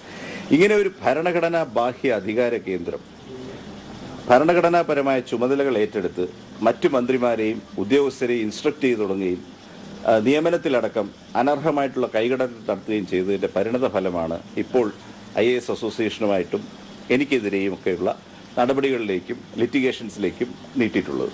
അതുകൊണ്ട് ഞങ്ങൾ പുതുതായിട്ട് വരുന്ന ഗവൺമെൻറ്റിൻ്റെ മുന്നിൽ ഡെഫിനറ്റായിട്ടും ലിഖിതത്തിൽ തന്നെ ഇത്തരം ലോങ് റിട്ടയർഡ് ഉദ്യോഗസ്ഥരെ സർവീസിലെ ആക്റ്റീവ് പൊസിഷനുകളിൽ കൊണ്ടുവരുന്നതിൽ നിന്നും ആ ഒരു പുവർ പ്രസിഡന്റ് അവസാനിപ്പിക്കണമെന്ന് പുതുതായിട്ട് ചുമതലയെടുക്കുന്ന മുഖ്യമന്ത്രിയോടും ഗവർണറോടും അതിൻ്റെ സമയത്ത് ഞങ്ങൾ റിക്വസ്റ്റ് ചെയ്യുന്നതാണ്. അത് വളരെ മോശം എക്സാമ്പിളായി മാറിയിട്ടുണ്ട്. ഞാനതിൻ്റെ വിശദാംശങ്ങളിലേക്കൊന്നും കിടക്കുന്നില്ല. വളരെ കൂടുതൽ അന്വേഷണവും വളരെ കൂടുതൽ ഇൻവെസ്റ്റിഗേഷൻസും ആവശ്യമുള്ള ഒട്ടേറെ ക്രമക്കേടുകളുടെ നീണ്ട നിരകൾ തന്നെ ഞാൻ ഈ പരാമർശിച്ച സ്ഥാപനങ്ങളെല്ലാം വന്നിട്ടുണ്ട്. KM എബ്രഹാമിനെയും ബി അശോക് രൂക്ഷമായി വിമർശിച്ചു. ക്യാബിനറ്റ് പദവി കിട്ടിയ ശേഷം മന്ത്രിയെപ്പോലെയാണ് പ്രവർത്തനം. മന്ത്രിമാർക്ക് പോലും നിർദ്ദേശങ്ങൾ നൽകുന്നു. ഭരണഘടന ബാഹ്യ അധികാര കേന്ദ്രമായി വളർന്നു. വൻ ക്രമക്കേടുകൾ നടന്നിട്ടുണ്ട് എന്നും അദ്ദേഹം പറഞ്ഞു. നല്ല VV അരുൺ വിവരങ്ങൾ നൽകും. അരുൺ, ആദ്യം ഈ നടപടിയെ അതിനെ വിമർശിക്കുമ്പോൾ എന്തുകൊണ്ടാണ് നിയമ നടപടിക്കില്ല എന്ന് അദ്ദേഹം പറയുന്നത്? എൽദോ അസാധാരണ നീക്കമാണ് ബി അശോക് നടത്തുന്നത്. നമുക്കറിയാം ഏതാനും മാസങ്ങളായി ഒരു ഉദ്യോഗസ്ഥൻ മറ്റൊരു ഉദ്യോഗസ്ഥൻ പ്രശാന്ത് സസ്പെൻഷനിലാണ്. സർക്കാരിനെതിരായ ആരോപണങ്ങൾ ഉന്നയിച്ചു, അല്ലെങ്കിൽ സർക്കാർ അനുമതിയില്ലാതെ സാമൂഹ്യ മാധ്യമങ്ങളുടെയും ഒക്കെ ഇടപെട്ടു എന്ന ആരോപണത്തിലാണ് പ്രശാന്തിന് സസ്പെൻഷൻ. പിന്നീട് ചീഫ് സെക്രട്ടറിക്കെതിരെ അതിരൂക്ഷമായ ആരോപണവുമായി പ്രശാന്ത് രംഗത്ത് വന്ന് നമ്മൾ കണ്ടതാണ്. പ്രശാന്തിന് സസ്പെൻഷൻ ഇപ്പോഴും പിൻവലിച്ചിട്ടില്ല. ഇപ്പോൾ പ്രശാന്തിനൊപ്പം ചേർന്ന് പോഡ്കാസ്റ്റ് നടത്തി അനുമതിയില്ലാതെ മാധ്യമങ്ങളിലൂടെ രംഗത്ത് വന്നു. അതുപോലെ സാമൂഹ്യ മാധ്യമങ്ങളിലൂടെ സർക്കാരിനെ അപകീർത്തി ഉണ്ടാക്കി തുടങ്ങിയ കുറ്റാരോപണങ്ങളുടെ പേരിലാണ് ഇന്നലെ ബി അശോകിനെയും സർക്കാർ സസ്പെൻഡ് ചെയ്തത്. ആ സസ്പെൻഷൻ ഉത്തരവിനെ തള്ളിക്കളയുകയാണ് അശോക് ചെയ്യുന്നത്. 2024 മുതൽ മുഖ്യമന്ത്രിക്കെതിരെ പല നീക്കങ്ങളും താൻ IAS അസോസിയേഷന് വേണ്ടി നടത്തിയിട്ടുണ്ട്. അതിനുള്ള പ്രതികാരം പക തീർക്കുകയാണ് സർക്കാർ എന്ന വിമർശനമാണ് ബി അശോക് ഉന്നയിക്കുന്നത്. ഇറങ്ങിപ്പോകുന്നതിന് മുമ്പ്, അതായത് ഭരണത്തിൻ്റെ അവസാന നാളുകളാണ്, ഇറങ്ങിപ്പോകുന്നതിന് മുമ്പ് ശത്രുക്കളെന്ന് തോന്നിയിട്ടുള്ളവരെയൊക്കെ ഒരു റൗണ്ട് വെടിവെച്ചിട്ട് പോകാമെന്ന ഒരു സമീപനമാണ് സർക്കാരിനെ താൻ വിമർശിക്കുന്നില്ല. പക്ഷേ മാറി മാറി വരുന്ന അധികാരികളുണ്ട്, അല്ലെങ്കിൽ രാഷ്ട്രീയക്കാരുണ്ട് അധികാര കേന്ദ്രങ്ങളിൽ വരുന്ന, അവരെയാണ് വിമർശിക്കുന്നത്. അത് തെറ്റില്ല. തെറ്റ് ചൂണ്ടിക്കാണിക്കാനും വിമർശിക്കാനും സിവിൽ സർവീസ് ഉദ്യോഗസ്ഥർ തയ്യാറെടുക്കണമെന്ന് തന്നെയാണ് എൻ്റെ നിലപാട്. ഏതായാലും ഈ സസ്പെൻഷൻ ഉത്തരവിനെ ഒരു ബാഡ്ജായി കരുതുന്നു, എനിക്ക് ലഭിക്കുന്നൊരു പ്രശസ്തി പത്രമായി കരുതുന്നു എന്നാണ് ബി അശോക് പറയുന്നത്. മുഖ്യമന്ത്രി പിണറായി വിജയനെതിരെ അതീവ ഗുരുതരമായ ആരോപണങ്ങൾ അദ്ദേഹം വിമർശനങ്ങൾ ഉന്നയിക്കുന്നുണ്ട്. അതായത് വാഴ്ത്തുപാട്ട് പാടുന്നവരെ മാത്രം പിന്തുണയ്ക്കുന്ന, സിവിൽ സർവീസിലുള്ളവരെല്ലാം തൻ്റെ ദാസ്യവേല ചെയ്യേണ്ട ആളുകളാണെന്ന് ധാരണയുള്ള ചിലരുണ്ട്. അവരാണ് ഇത്തരം പ്രശ്നങ്ങൾ ഉണ്ടാക്കുന്നത്. 2024 വരെ വളരെ നല്ല ബന്ധമായിരുന്നു. പ്രത്യേകിച്ചും ആദ്യ പിണറായി സർക്കാരിൻ്റെ കാലത്ത് IAS ഉദ്യോഗസ്ഥരും സർക്കാരും തമ്മിൽ നല്ല ബന്ധമായിരുന്നു. കോവിഡ് കാലത്തും അതുപോലെ തന്നെ പ്രളയകാലത്തുമെല്ലാം അത് കണ്ടതാണ്. എന്നാൽ അതിനുശേഷം അങ്ങനെയല്ല ബന്ധം. M ശിവശങ്കർ മുഖ്യമന്ത്രിയുടെ പ്രിൻസിപ്പൽ സെക്രട്ടറി ആയിരിക്കെ കാര്യങ്ങളെല്ലാം നന്നായി പോയിരുന്നു. പക്ഷേ ശിവശങ്കർ മാറി. രണ്ടാം ടൈമിൽ KM എബ്രഹാം എന്ന മുൻ ചീഫ് സെക്രട്ടറി, മുൻ ധനകാര്യ സെക്രട്ടറി മുഖ്യമന്ത്രിയുടെ ചീഫ് പ്രിൻസിപ്പൽ സെക്രട്ടറിയായി വന്നു. സാധാരണഗതിയിൽ IASലോ സർക്കാരിലോ ചീഫ് പ്രിൻസിപ്പൽ സെക്രട്ടറി എന്ന പദവിയില്ല. അവിടെയാണ് ചീഫ് സെക്രട്ടറിയേക്കാൾ വളരെ സീനിയറായ റിട്ടയർഡായ ഒരു ഉദ്യോഗസ്ഥനെ KM എബ്രഹാമിനെ ചീഫ് പ്രിൻസിപ്പൽ സെക്രട്ടറി എന്ന ഒരു പദവി കൊണ്ടിരുത്തിയത്. അത് അധികാര ശ്രേണിയിൽ ചീഫ് സെക്രട്ടറിക്ക് മുകളിലാണ് ഇദ്ദേഹമെന്ന് അദ്ദേഹം ധരിച്ചു. ചീഫ് സെക്രട്ടറി പല കാര്യങ്ങളിലും അദ്ദേഹം നിർദ്ദേശിക്കാൻ തുടങ്ങി, അല്ലെങ്കിൽ നിയന്ത്രിക്കാൻ തുടങ്ങി. ഒരു ക്യാബിനറ്റ് പദവി കൂടി ഇദ്ദേഹത്തിന് ലഭിച്ചു. ക്യാബിനറ്റ് പദവി ലഭിക്കുമ്പോൾ സ്വാഭാവികമായും മന്ത്രിമാരെ പോലെ KM എബ്രഹാം ഇടപെടാൻ തുടങ്ങിയെന്ന ഒരു ഗുരുതര പരാമർശവും നടത്തുന്നു. സർക്കാരിലെ രണ്ടാമനായി KM എബ്രഹാം മാറി. ഭരണഘടനാ ബാഹ്യമായ ഒരു അധികാര കേന്ദ്രമായി KM എബ്രഹാം മാറി. മാത്രമല്ല കിഫ്ബി വലിയ ഫണ്ട് വരുന്ന ഒരു സംവിധാനമാണ്. അത് ദുരുപയോഗം ചെയ്തു. ഏറ്റവും ഒടുവിൽ ഈ കഴിഞ്ഞ 6 മാസം എല്ലാ കാലത്തും സർക്കാർ ഉദ്യോഗസ്ഥർക്ക് ഏതെങ്കിലും ഒരു സർക്കാരിനോട് മമത ഉണ്ടാകാറുണ്ട്. അതിനപ്പുറത്തേക്ക് ഒരു സർക്കാർ തുടർഭരണത്തിലേക്ക് നിൽക്കാൻ, ഭരണത്തുടർച്ച ഉണ്ടാകാൻ IAS ഉദ്യോഗസ്ഥർ ഒരു കോക്കസായി പ്രവർത്തിച്ചു എന്ന അതീവ ഗുരുതരമായ ആരോപണം. ഇതിന് കിഫ്ബിയുടെ 130 കോടിയോളം രൂപ മുംബൈയിലെ ഒരു PR കമ്പനിക്ക് നൽകി അതുവഴി സർക്കാരിനെ നിലനിർത്താൻ വലിയ ശ്രമം നടത്തിയെന്ന ആരോപണം ഉന്നയിക്കുന്നു. കിഫ്ബിയിലൂടെ നടത്തിയ പല ഇടപാടുകളുടെയും സാധുതയെ ചോദ്യം ചെയ്യുന്നു. മാത്രമല്ല ഈ KM എബ്രഹാം മസാല ബോണ്ട് അടക്കമുള്ള മുൻ വിവാദങ്ങൾ ചൂണ്ടിക്കാണിച്ചുകൊണ്ട് മസാല ബോണ്ടൊക്കെ കൃത്യമായി അന്വേഷിച്ചാൽ ഒരു 10 വർഷമെങ്കിലും കാരാഗൃഹവാസം അനുഭവിക്കേണ്ടി വരും KM എബ്രഹാം എന്ന മുന്നറിയിപ്പ് അശോക് നൽകുന്നുണ്ട്. ഇത്തരം കാര്യങ്ങൾ പല കാര്യങ്ങളിലും താൻ അവരുടെ പേര് പറയുന്നില്ല. ഇനിയും തെളിവുകൾ തൻ്റെ പക്കലുണ്ട്. അതെല്ലാം പുറത്തുവിടുമെന്ന വെല്ലുവിളിയുണ്ട്. മാത്രമല്ല ഈ രണ്ടാം പിണറായി സർക്കാരിൻ്റെ കാലത്ത് ഏറ്റവും പ്രധാനപ്പെട്ട കാര്യം, ആദ്യ പിണറായി സർക്കാരിൻ്റെ കാലം വിഭിന്നമായിരുന്നില്ല. റിട്ടയർഡ് IAS IPS ഉദ്യോഗസ്ഥരെ വളരെ പ്രധാനപ്പെട്ട പദവികളിലേക്ക് കൊണ്ടിരുത്തുന്നു. ഇനിയൊരു സർക്കാർ വന്നാൽ IAS അസോസിയേഷൻ ആവശ്യപ്പെടാൻ പോകുന്നത് ഒരു കാരണവശാലും ലോങ് റിട്ടയർഡായ ഇത്തരം ആളുകളെ പ്രധാന പദവികളിൽ കൊണ്ടിരുത്തരുന്ന ആവശ്യം ഗവർണർക്ക് മുമ്പാകെയും ഉന്നയിക്കും. IASകാർക്ക് പല പ്രധാനപ്പെട്ട അവർക്ക് ലഭിക്കേണ്ട പദവികൾ, മുഖ്യമന്ത്രി പ്രിൻസിപ്പൽ സെക്രട്ടറി ഒരു IAS ഉദ്യോഗസ്ഥൻ കൈകാര്യം ചെയ്യേണ്ട പദവിയാണ്. ഗവർണറുടെ പ്രിൻസിപ്പൽ സെക്രട്ടറി പദവിയിൽ ഒരു IASകാരൻ വരണം. അവിടെയൊന്നും ആ പദവികൾ നൽകാതെ റിട്ടയർഡ് ഉദ്യോഗസ്ഥരെയും മറ്റ് ജൂനിയർ ഉദ്യോഗസ്ഥരെയുമാണ് ഈ പദവികളിൽ സർക്കാർ നാമനിർദ്ദേശം ചെയ്യുന്നത്. മാത്രവുമല്ല ഈ കാര്യങ്ങളിലൊക്കെ എതിർക്കുന്ന ആളുകളെ ശത്രുക്കൾ എന്ന പോലെ പെരുമാറുന്നു, അവരെ ഫിനിഷ് ചെയ്യാനുള്ള ശ്രമങ്ങൾ നടക്കുന്നു എന്നൊക്കെ പറഞ്ഞുകൊണ്ട് സർക്കാരിനെ വെല്ലുവിളിക്കുന്നില്ല എന്ന് പറയുമ്പോൾ പറയുമ്പോഴും പുറത്തേക്ക് പോകുന്ന സർക്കാരിനെ വലിയ വിമർശനങ്ങൾ ഉന്നയിച്ചുകൊണ്ട് മുഖ്യമന്ത്രിക്കെതിരെയൊക്കെ വ്യക്തിപരമായ ചില ആരോപണങ്ങൾ കൂടി ഉന്നയിച്ചുകൊണ്ട് KM ഇബ്രാഹിമിനെതിരെ അതിഗുരുതരമായ സാമ്പത്തിക ആരോപണങ്ങളുടെ അടക്കം സൂചന നൽകിക്കൊണ്ടാണ് B. അശോക് രംഗത്ത് വരുന്നത്. ഇത് അശോകിൻ്റെ ഒറ്റയ്ക്കുള്ള നീക്കമല്ല. IAS അസോസിയേഷൻ്റെ സംസ്ഥാന അധ്യക്ഷനാണ് അദ്ദേഹം. ആ രീതിയിലുള്ള സംഘടിതമായ നീക്കമായി വേണം ഇതിനെ കാണാൻ. വരും ദിവസങ്ങളിലും സർക്കാരിന് തലവേദനയായി മാറും. പുതിയ സർക്കാർ വന്നാൽ പല കാര്യങ്ങളിലും അന്വേഷണം വേണം. തൻ്റെ സസ്പെൻഷൻ ഉത്തരവ് പുതിയ സർക്കാർ വന്നാൽ ആ ദിവസം പിൻവലിക്കും. ആ ഉത്തരവ് ചവറ്റുകുട്ടിലേക്ക് പോകുന്ന ആത്മവിശ്വാസത്തോടു കൂടിയാണ് തുടർഭരണം ഉണ്ടാകില്ലെന്ന് കൂടി പറഞ്ഞുകൊണ്ട് അശോക് ഇന്ന് മാധ്യമങ്ങളെ കണ്ടത്. എന്നാലും വലിയ ഒരു സംഘടിതമായിട്ട് നീക്കം അതിന് പിന്നിലുണ്ട് എന്ന് വ്യക്തമാകുന്നു. എന്നാലും B. അശോക് അതിരൂക്ഷ വിമർശനങ്ങളാണ് സർക്കാരിനെതിരെ ഉന്നയിച്ചത്, ഗുരുതര ആരോപണങ്ങളാണ് ഉയർത്തിയത്. അതിനിശ്ചിതമായി തന്നെ ഇന്ന് സർക്കാരിൻ്റെ രണ്ടാം പിണറായി സർക്കാരിൻ്റെ കാര്യങ്ങളെ അദ്ദേഹം എതിരെ രംഗത്ത് എത്തുകയും ചെയ്തു. നടനും ബിഗ് ബോസ് താരവുമായ ഷിയാസ് കരീമിനെതിരായിട്ടുള്ള സാമ്പത്തിക തട്ടിപ്പ് പരാതിയിൽ കൂടുതൽ തെളിവ് പുറത്തുവിട്ട പരാതിക്കാരിയിൽ നിന്ന് ഗൂഗിൾ പേ വഴിയും അക്കൗണ്ട് ട്രാൻസ്ഫർ വഴിയും ലക്ഷങ്ങൾ വാങ്ങി. 2024 മുതലാണ് ഷിയാസ് ഈ പണം വാങ്ങുന്നത്. ഷിയാസിന്റെ അക്കൗണ്ടിലും കുടുംബാംഗങ്ങളുടെ അക്കൗണ്ടിലും പണം എത്തിയിട്ടുണ്ട്. 1 ലക്ഷം രൂപ വരെയുള്ള തുകകളാണ് അക്കൗണ്ട് വഴി കൈപ്പറ്റിയത് എന്ന് പരാതിക്കാരി പറയുന്നു. നവമി ദിനേശ് വിവരങ്ങൾ നൽകും. നവമി, അതിങ്ങനെ ഓരോ ദിവസവും പുതിയ വെളിപ്പെടുത്തലും പിന്തുണകളും ഒക്കെ നീങ്ങുകയാണ്. എന്താണ് പരാതിക്കാരിയുടെ പുതിയ ആരോപണങ്ങൾ, അല്ലെങ്കിൽ എന്തൊക്കെ തെളിവുകളാണ് അവർ പുറത്തുവിടുന്നത്?